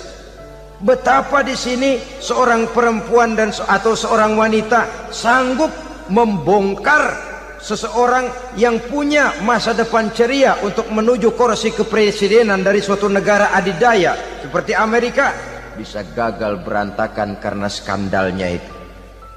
Apa penyebabnya? Wanita. Tapi wanita juga bisa menyebabkan menjadi cambuk majunya laki-laki. Wanita juga bisa menghancurkan dan mengubur laki-laki. Saudara hadirin yang saya muliakan, ia memang kelihatannya makhluk yang lemah, tapi di balik kelemahannya itu sesungguhnya dia bisa menelan laki-laki yang bagaimanapun besarnya. Saudara-saudara kaum muslimin rahimakumullah, terutama ibu-ibu yang saya hormati, Jadi peranan yang pertama, wanita sebagai seorang istri. Yang kedua, wanita sebagai ibu. Ini juga sangat besar pengaruhnya dalam membentuk generasi masa yang akan datang. Bapak, oleh karena kesibukan tugasnya, tentu lebih banyak di luar rumah. Yang nyaris 24 jam di rumah itu ibu. Bagaimana dia merawat anaknya, bagaimana dia menaruh perhatian terhadap anaknya, bagaimana ia melimpahkan kasih sayang kepada anak-anaknya, akan membentuk kepribadian anak dan artinya membentuk generasi yang akan datang. Kalau seorang ibu sudah cuek-cuek saja kepada anaknya, padahal Quran mengatakan al-jannatu tahta aqdamil ummahat, surga di bawah telapak kaki ibu. Hadis ini bisa kita artikan macam-macam. Pertama, anak tidak akan mendapat kebahagiaan tanpa ridho daripada ibunya. Kedua, ibu adalah wanita agung yang harus ditaati. Ketiga, neraka atau surga anak bergantung kepada ibu, bagaimana dia mewarnai anak. Kalau ibunya cuek-cuek saja sama anaknya, dan sering jadi contoh klasik, kalau anak ayamnya beduk maghrib belum pulang, satu RT dicariin, hansip diundang, kalau perlu dan ramil dilaporin. Tapi kalau anak gadisnya jam 12 tengah malam belum pulang, ibu tenang saja Pak. Tidak tergerak dan tidak tertarik hatinya. Ya tentu tidak semua. Kalau sudah begitu, bukankah hakikatnya ibu sudah menciptakan neraka buat anaknya sendiri? Khalil Gibran dalam satu tamsil yang indah pernah mengatakan, kalau kita diberikan sebutir mutiara, sebutir intan, dan intan itu sebutirnya sebesar telur ayam, benda yang sangat langka dan berharga, tentu kita sayang intan atau mutiara itu. Kita jaga baik-baik, kita simpan dalam kotak, kotaknya kita kunci, kotak itu kita simpan di dalam lemari, lemarinya kita kunci lagi, lemarinya ada di dalam kamar, kamarnya pakai pintu, pintunya kita kunci lagi, kamar itu ada dalam rumah, rumahnya pakai pintu, dikunci lagi, kemudian rumahnya pakai pintu gerbang besar, gerbangnya juga digembok lagi. Untuk menjaga intan itu jangan sampai hilang, begitu usaha kita berlapis-lapis. Dan intan itu sudah diberikan kepada kita, kata Khalil Gibran. Apa dia? Anak-anak yang diamanahkan Allah kepada kita. Itu intan-intan mahal, itu mutiara-mutiara pilihan yang dititipkan dan diamanahkan untuk kita jaga sebaik-baiknya. Haruskah dia sia-sia di tangan kita? Haruskah dia merana jatuh di tangan ibu yang tidak punya tanggung jawab? Saudara hadirin yang saya muliakan, oleh karenanya peranan sebagai ibu ini sangat menentukan bagi pembentukan generasi yang akan datang. Salah ibu mengarahkan anak, akan lahir generasi mendatang yang tidak kita harapkan. Sehingga Nabi bersabda, kullu mauludin yuladu 'alal fitrah fa abawaihi yuhawwidanihi aw yunassiranihi aw yumajjisanihi. Setiap bayi dilahirkan dalam keadaan suci, setiap bayi dilahirkan dalam keadaan bersih, tidak punya dosa. Islam tidak mengenal dosa warisan.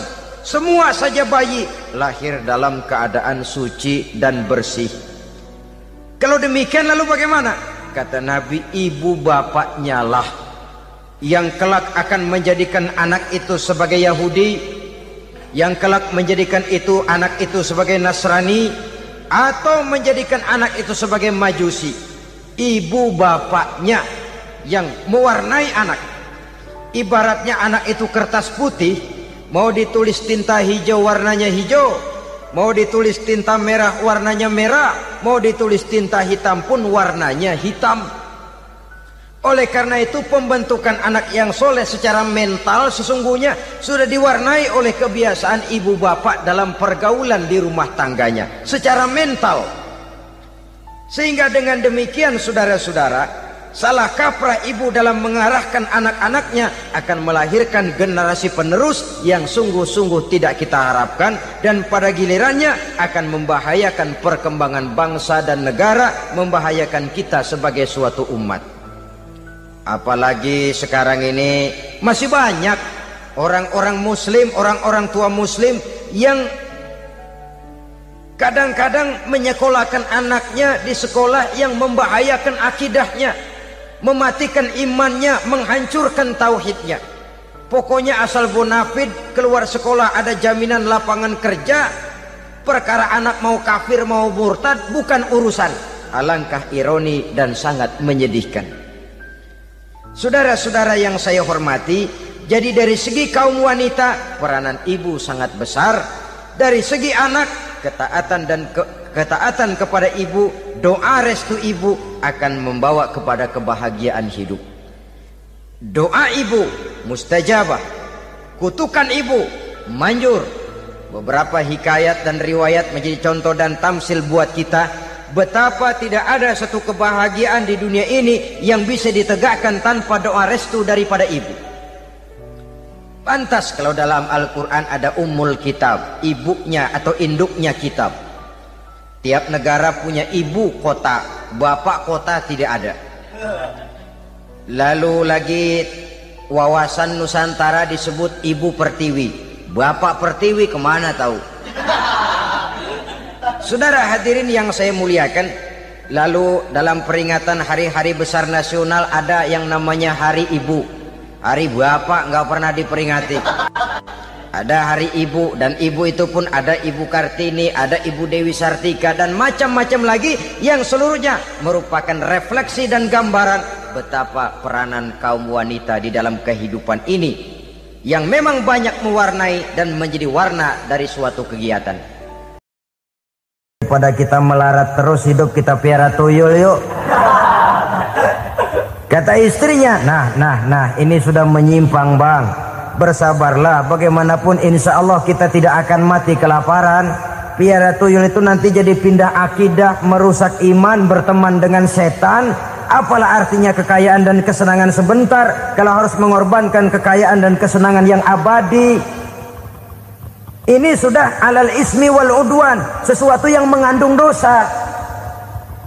Saudara hadirin yang saya hormati, kemudian yang keenam, berbaik sangka. Baik suami maupun istri sama-sama saling berbaik sangka. Suami melepas istri, istri melepas suami dengan hati yang ikhlas. Suami meninggalkan istri di rumah dengan jiwa yang bersih dan rasa yang aman. Ada rasa baik sangka, dan ini modal dasar. Kalau sudah dilandasi oleh buruk sangka, tentu yang lahir nanti adalah perasaan-perasaan yang tidak baik. Akibatnya sangat tidak menguntungkan. Inilah beberapa ciri dari rumah tangga yang didirikan atas dasar mardhatillah, mencapai keridhaan dari Allah. Nanti akan menyusul tujuan berikutnya, diantaranya mendapat keturunan, diantaranya lagi mendatangkan gairah untuk lebih berusaha mencari rezeki karena sudah merasa punya tanggung jawab berupa anak dan istri. Mempererat silaturahmi itu cuma tujuan-tujuan sekundernya saja. Tujuan primernya kita melakukan suatu nikah untuk mencapai keridhaan dari Allah Subhanahu wa taala. Silakan punya istri cantik, kaya, tapi tujuan utamanya kita membina rumah tangga untuk mencapai ridho dari Allah. Karena itu dasarnya mawaddatan warahmah. Jangan cuma cinta tapi juga kasih sayang. Cinta, kecenderungan kepada jasmani akan berakhir, tapi kasih sayang, kecenderungan kepada rohani, makin tua malah makin erat, makin tua malah makin mesra. Sehingga kadang kita menampak kakek-kakek dan nenek-nenek lagunya kayak pengantin baru. Apa cinta-cintaan? Tidak. Bagaimana kakek-kakek sama nenek-nenek harus bilang I love you? Yang masih ada itu waktu itu mawaddah, kasih dan sayang. Itu yang akan kekal, itu yang akan abadi. Tanpa materi orang sulit untuk bahagia, tapi materi semata bukan jaminan orang untuk bahagia. Nah, ciri yang terakhir dari rumah tangga yang bertujuan mencapai ridho Allah, sinar agama kelihatan di dalamnya. Baik suami maupun istri sama-sama orang yang taat melaksanakan ajaran agama.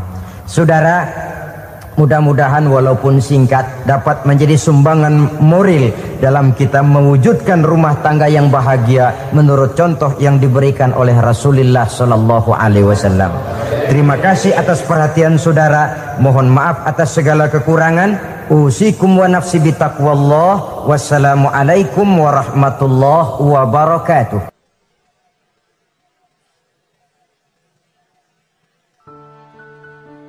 Assalamualaikum warahmatullahi wabarakatuh. Wa ala alihi wa sahbihi ajma'in, amma ba'du. Saudara-saudara kaum muslimin rahimakumullah, salah satu dari misi Islam ialah mengangkat harkat dan martabat manusia yang sebelumnya dibedakan oleh warna kulit, oleh suku bangsa dan bahasa. Seluruhnya diikat dengan satu akidah, menghilangkan perbedaan akibat warna kulit, suku bangsa dan bahasa. Termasuk dalam upaya itu betapa Islam telah mengangkat harkat dan martabat kaum wanita. Maka pada pertemuan kali ini kita akan membicarakan tentang peranan wanita sepanjang pandangan agama. Sebelum Islam datang, nasib perempuan nyaris hanya berputar di segitiga saja. Dapur, sumur, kasur. Kasur, sumur, dapur. Seolah-olah wanita terpaut dengan 3 itu tadi. Seolah-olah wanita tidak bisa berbuat lebih banyak daripada itu. Bahkan di tengah masyarakat jahiliyah, bayi perempuan mendatangkan aib sehingga mereka lalu dikubur hidup-hidup. Maka datang Islam dengan tegas mencanangkan satu revolusi yang mengangkat harkat dan martabat kaum wanita. Nabi bersabda, "An-nisa'u imadul bilad, iza saluhat saluhal bilad, wa iza fasadat fasadal bilad." Wanita adalah tiang negara. Jikalau baik wanita, baiklah negara. Jikalau rusak wanita, hancurlah negara. Dalam berbagai ayat Al-Quranul Karim menjelaskan tentang wanita dan peranannya. Al-Quran bercerita tentang Siti Hawa. Al-Quran bercerita tentang anak perempuan Nabi Adam, Iklima dan Labuda, yang menyebabkan Habil dan Qabil saling berbunuh-bunuhan.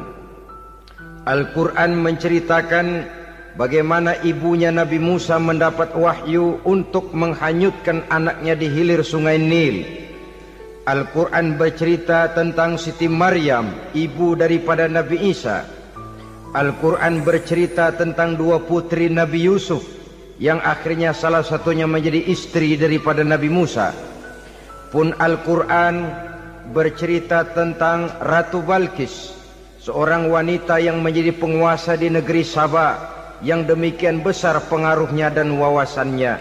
Dan banyak lagi Al-Quran menceritakan keadaan kaum wanita, sampai-sampai dalam Al-Quran ada satu surah yang dinamakan surah An-Nisa. Ini seluruhnya berarti bahwa Al-Quran telah menempatkan kaum wanita dalam satu posisi yang mulia dan terpuji. Al-Quran memberikan emansipasi, bahwa wanita berhak mengejar kemajuan sebagaimana halnya kaum laki-laki. Tetapi sungguh pun demikian, Al-Quran tetap memberikan batasan-batasan sepanjang emansipasi itu tidak bertentangan dengan kodrat kewanitaan itu sendiri. Kalau persamaan dan kemajuan, kalau emansipasi dan hak asasi sudah tidak sesuai lagi dengan kodrat kewanitaan, pada akhirnya bukan mengangkat harkat dan martabat kaum wanita, justru malah merendahkan derajat dan martabat kaum wanita itu sendiri.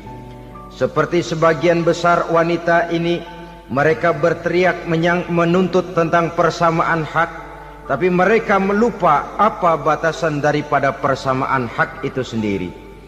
Sesungguhnya Islam dengan segala konsepsinya yang mengangkat martabat kaum wanita itu memberikan keleluasaan kepada kaum wanita untuk maju bersama laki-laki sepanjang tidak menginjak-injak kodrat kewanitaan itu sendiri. Kalau sudah sampai kepada menginjak kodrat kewanitaan, maka akan merendahkan martabat kaum wanita. Sebab apa? Secara fisik dan psikis agaknya memang laki-laki sudah ditakdirkan oleh Allah untuk menjadi pembimbing bagi kaum wanita. Walaupun tidak tertutup kemungkinan wanita tampil sebagai pemimpin, tetapi dari segi fisik biologis misalnya, laki-laki itu diciptakan kekar, kuat untuk memikul dan melaksanakan tugas-tugas yang berat. Sedangkan perempuan pada umumnya adalah lembut, ayu, lemot, denok, geboy, dan lain sebagainya. Maka kalau kita baca sejarah, Allah itu belum pernah mengutus rasul perempuan. Semua rasul laki-laki. Sebab apa? Secara fisik biologis tugas kerasulan lebih dimungkinkan oleh seorang laki-laki. Tugas rasul itu berat. Kadang-kadang perang, dicaci maki, berhadapan dengan ujung tombak, ujung pedang dan lain sebagainya. Makanya seluruh rasul laki-laki, dan Allah belum pernah mengutus rasul perempuan. Dari segi lain, perempuan itu banyak terhalang untuk melaksanakan ajaran agama. Misalnya 1 minggu dalam sebulan perempuan itu terkena cuti khusus, mengalami masa menstruasi, tidak sholat, tidak puasa, tidak melaksanakan ajaran agama yang tidak dibolehkan pada saat menstruasi itu. Kalau ada rasul perempuan, lalu saat malaikat akan menyampaikan wahyu, kebetulan rasulnya sedang wah, itu bisa balik-balik lagi malaikat Jibril ke langit itu. Mau turun nyampein wahyu, balik lagi ke atas, ditegur, kenapa balik lagi Jibril? Rasulnya lagi head.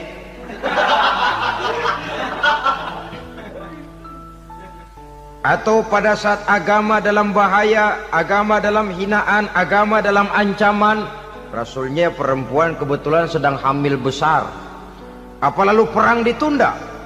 Pengumuman perang ditunda saja sampai rasul melahirkan. Tentu lebih tidak mungkin lagi. Secara fisik biologis, laki-laki lebih memungkinkan untuk melaksanakan tugas kerasulan ini. Maka seluruh rasul yang diutus Allah adalah laki-laki.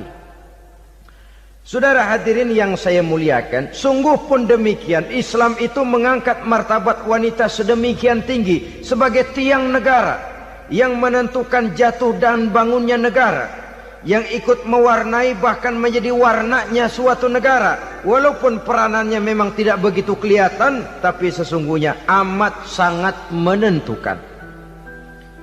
Oleh karenanya, secara umum, emansipasi yang digariskan oleh Islam, emansipasi yang tidak bertentangan dengan kodrat kewanitaan di berbagai aspek kehidupan. Kalau sekarang emansipasi ini kelihatannya sudah salah pasang, salah kaprah.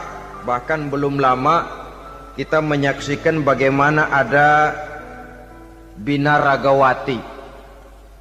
Di zaman sekarang perempuan sudah mulai angkat besi. Saya mulai mikir kalau perempuan sudah pada angkat besi, ini sudah tanda suaminya udah dekat dibanting-bantingin ini. Tahun-tahun mendatang mungkin akan menyusul perempuan mulai narik becak.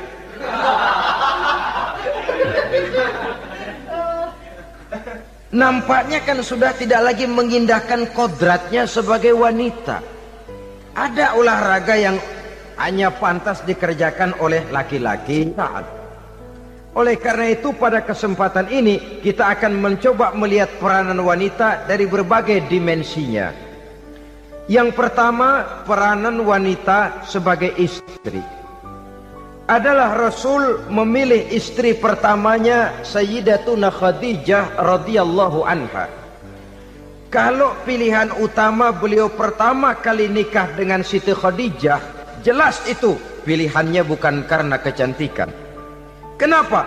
Beliau nikahi Siti Khadijah dalam usia 40 tahun Khadijah dan 25 tahun Rasul. Statusnya janda pula. Kalau beliau seorang pemburu kembang, pemburu bunga, kenapa mesti nikah dengan janda berumur 40 tahun? Sedangkan beliau waktu itu masih berumur 25 tahun. Apa sasaran utamanya? Bisa kita lihat nanti. Setelah beliau diangkat menjadi Rasul, ternyata Khadijah lebih daripada seorang istri. Beliau masuk ke dalam staf Nabi. Orang lain beliau belum beriman, beliau malah beriman lebih dahulu sebagai perempuan pertama yang masuk Islam. Orang lain memusuhi Nabi, beliau malah mengorbankan hartanya untuk membantu perjuangan Nabi. Istri setia semacam ini dengan peranannya sebagai istri yang sedemikian rupa memberikan andil yang sangat besar bagi kesuksesan dan keberhasilan seorang suami. Sebaliknya, seorang istri bisa mempengaruhi suaminya. Seorang suami yang jujur, polos, lugu, sederhana bisa jadi koruptor ulung kalau didorong-dorong oleh istrinya. Seorang istri Pak Lurah memang tidak ikut mengatur kelurahan, tapi dia bisa mewarnai suaminya. Seorang istri gubernur memang tidak ikut mengatur provinsi, tapi dia bisa mewarnai suaminya. Sepanjang warnanya positif, tentu sangat baik dan sangat diharapkan. Tetapi kalau warnanya negatif, kiamatlah akibatnya umat ini.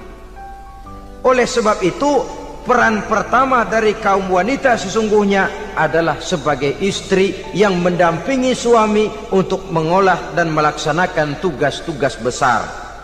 Dari seorang yang paling kecil sampai kepada seorang yang punya jabatan paling tinggi sekalipun, pengaruh dan peranan istri memang sangat menentukan. Saudara hadirin kaum muslimin rahimakumullah. Itulah sebabnya Nabi menikah dengan Siti Khadijah. Dan lebih dari itu, sebelum menikah dengan Nabi, Siti Khadijah itu sudah terkenal sebagai pengusaha wanita, business girl kalau bahasa sekarang ini. Bahkan jaringan-jaringan bisnisnya tidak hanya Mekah saja, tidak hanya antar kota, bahkan sudah antar negara, dari Mekah ke Syam, dari Mekah ke Madinah dan lain sebagainya, yang bahkan kita tahu Rasul pada mulanya pun ikut membantu perdagangannya Siti Khadijah radhiyallahu anha ini. Jadi kalau bercermin dari karier Siti Khadijah, boleh saja wanita bergerak di bidang bisnis, asal memang profesi, bukan karena dengan senjata dan modal kecantikan lalu membujuk dan merayu orang sampai telap sehingga bisnisnya berjalan lancar dengan jalan menjual kecantikannya. Tidak. Bergerak di bidang bisnis yang memang profesinya di situ. Tidak ada salahnya. Bisa saja perempuan menjadi bisnis girl seperti yang dicontohkan oleh Siti Khadijah radhiyallahu anha ini. Sebab itu, kontes-kontesan yang hanya bertitik kepada rupa yang ayu saja, rupa yang cantik saja, sesungguhnya bukan hanya tidak bermanfaat, tapi saya pikir juga sangat tidak mendidik. Yang mengajar anak-anak remaja putri kita untuk berlomba-lomba hidup dalam kepalsuan. Alis mata palsu, hidung pesek dimancungin palsu, operasi plastik. Alis matanya dikerik bikin yang palsu, tai lalat lagi bikin yang palsu, gincu bibir dimerahin palsu. Seluruhnya hidup dalam kepalsuan. Akan lebih baik kalau kita ini misalnya mengadakan kontes yang menitik beratkan kepada ketinggian IQ, kecerdasan, kemampuan, skill, keahlian dan kemampuan. Tidak hanya dititik beratkan kepada rupa yang ayu dan cantik semata-mata. Sebab di samping manfaatnya diragukan, juga sangat tidak mendidik buat generasi yang akan datang. Terutama ibu-ibu, peran utama wanita sesungguhnya adalah sebagai istri mendampingi suami dalam melaksanakan tugas-tugas besar. Satu hari, serombongan ibu-ibu pernah datang menghadap Rasul mengajukan satu resolusi. Protes kalau bahasa kita sekarang. Ya Rasul, ada apa bu? Kalau laki-laki sih enak. Enak bagaimana? Iya, kalau orang laki-laki sholat, perempuan sholat.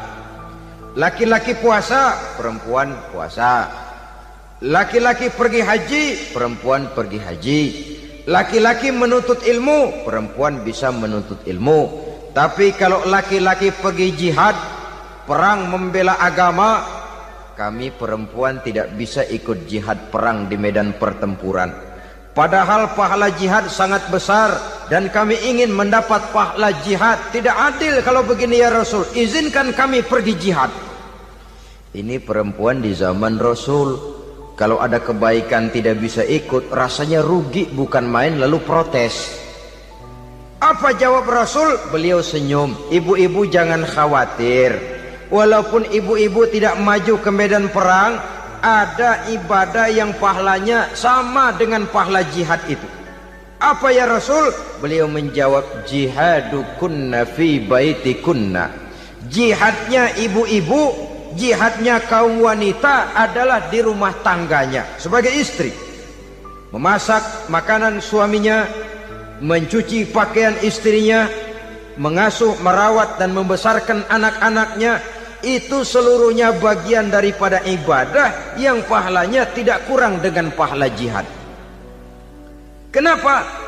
Al-Quran itu memberikan sesuatu sesuai dengan kedudukannya.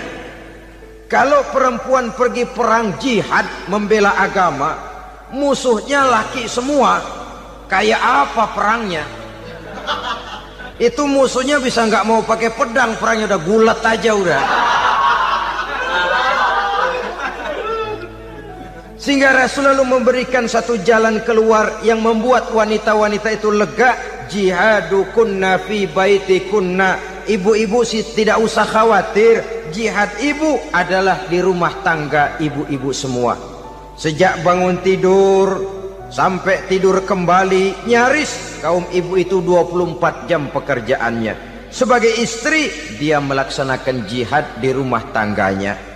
Peranan wanita yang pertama adalah sebagai istri, yang walaupun tidak kelihatan dan menonjol seperti halnya laki-laki, tapi sangat mewarnai, bahkan menjadi warna dari tugas apapun yang dihadapi oleh suaminya. Dulu ada seorang orator, kalau pidato hebat bukan main. Kalau dia bernada gembira, semua orang senyum. Kalau dia bercerita tentang sesuatu yang sedih, satu masjid orang nangis.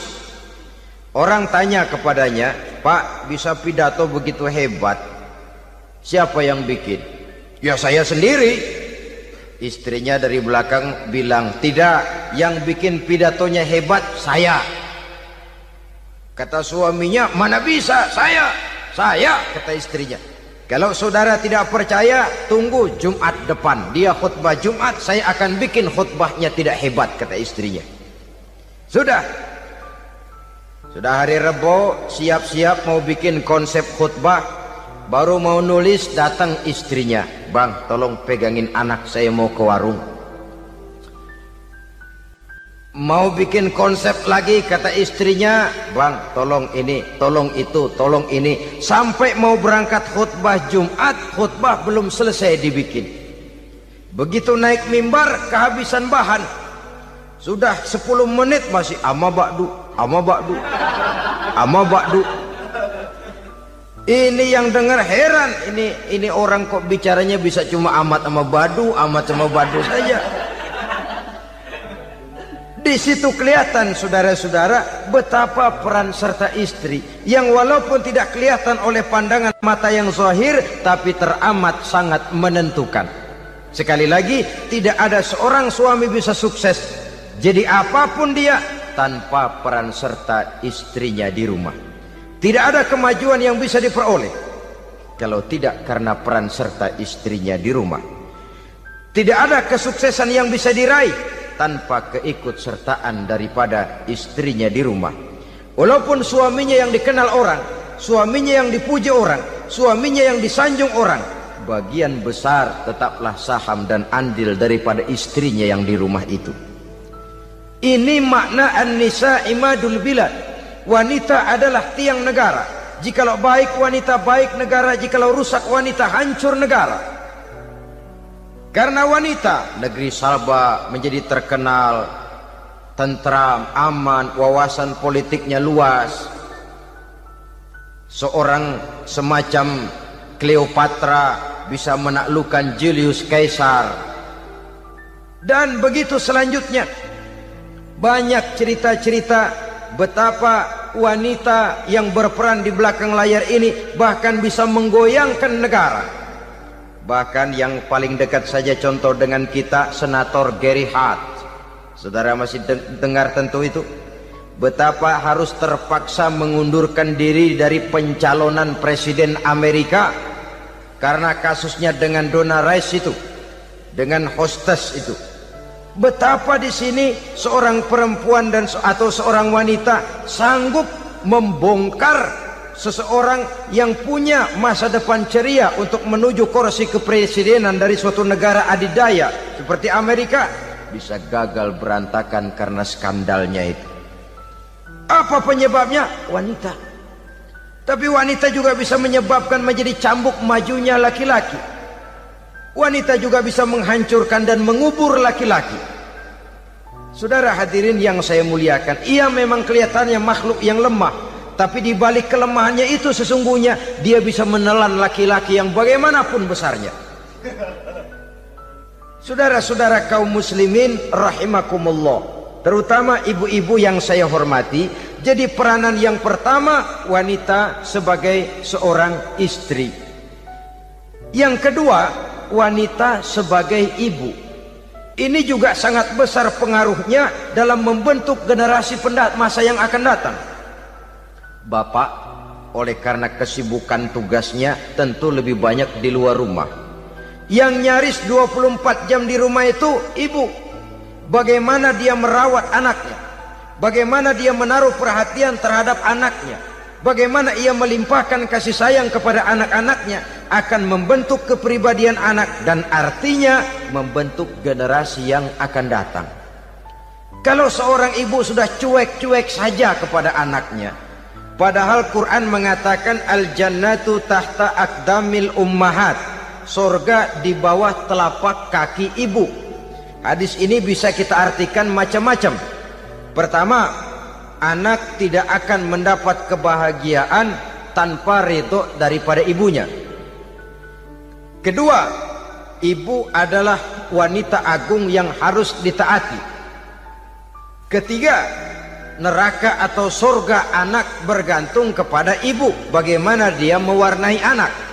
Kalau ibunya cuek-cuek saja sama anaknya, dan sering jadi contoh klasik, kalau anak ayamnya beduk maghrib belum pulang, satu RT dicariin, hansip diundang, kalau perlu dan ramil dilaporin.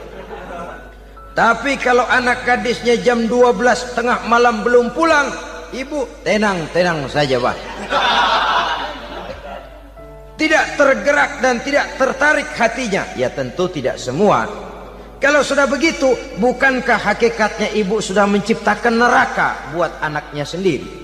Khalil Gibran dalam satu tamsil yang indah pernah mengatakan, kalau kita diberikan sebutir mutiara, sebutir intan, dan intan itu sebutirnya sebesar telur ayam, benda yang sangat langka dan berharga, tentu kita sayang intan atau mutiara itu.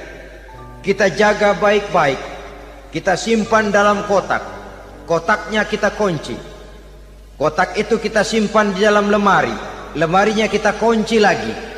Lemarinya ada di dalam kamar, kamarnya pakai pintu, pintunya kita kunci lagi. Kamar itu ada dalam rumah, rumahnya pakai pintu, dikunci lagi. Kemudian rumahnya pakai pintu gerbang besar, gerbangnya juga digembok lagi. Untuk menjaga intan itu jangan sampai hilang, begitu usaha kita berlapis-lapis. Dan intan itu sudah diberikan kepada kita, kata Khalil Gibran. Apa dia? Anak-anak yang diamanahkan Allah kepada kita. Itu intan-intan mahal, itu mutiara-mutiara pilihan yang dititipkan dan diamanahkan untuk kita jaga sebaik-baiknya. Haruskah dia sia-sia di tangan kita? Haruskah dia merana jatuh di tangan ibu yang tidak punya tanggung jawab? Saudara hadirin yang saya muliakan, oleh karenanya peranan sebagai ibu ini sangat menentukan bagi pembentukan generasi yang akan datang. Salah ibu mengarahkan anak, akan lahir generasi mendatang yang tidak kita harapkan. Sehingga Nabi bersabda, kullu mauludin yuladu 'alal fitrah fa abawaihi yuhawwidanihi aw yunassiranihi aw yumajjisanihi. Setiap bayi dilahirkan dalam keadaan suci, setiap bayi dilahirkan dalam keadaan bersih, tidak punya dosa. Islam tidak mengenal dosa warisan. Semua saja bayi lahir dalam keadaan suci dan bersih. Kalau demikian lalu bagaimana? Kata Nabi, ibu bapaknya lah yang kelak akan menjadikan anak itu sebagai Yahudi, yang kelak menjadikan itu anak itu sebagai Nasrani, atau menjadikan anak itu sebagai Majusi. Ibu bapaknya yang mewarnai anak.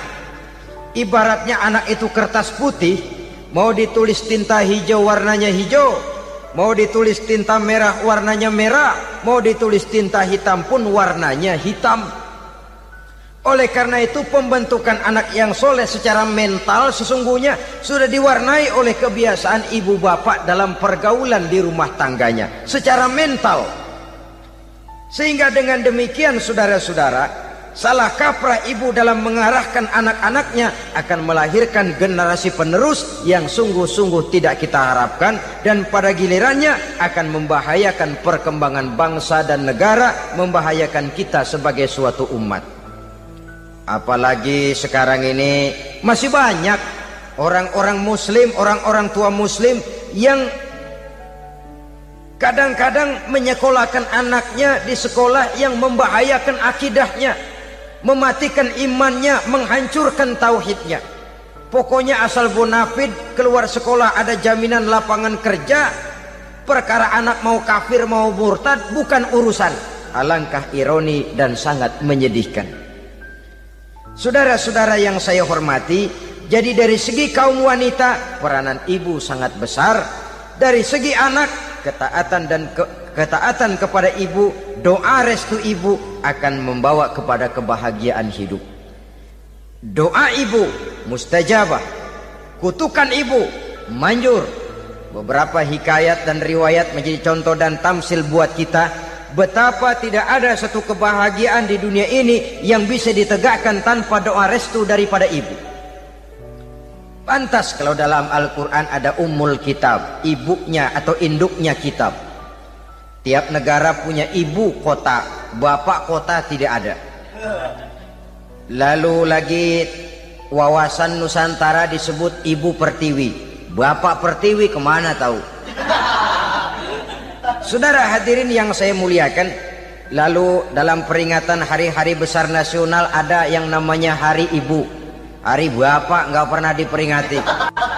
Ada Hari Ibu, dan ibu itu pun ada Ibu Kartini, ada Ibu Dewi Sartika, dan macam-macam lagi yang seluruhnya merupakan refleksi dan gambaran betapa peranan kaum wanita di dalam kehidupan ini yang memang banyak mewarnai dan menjadi warna dari suatu kegiatan.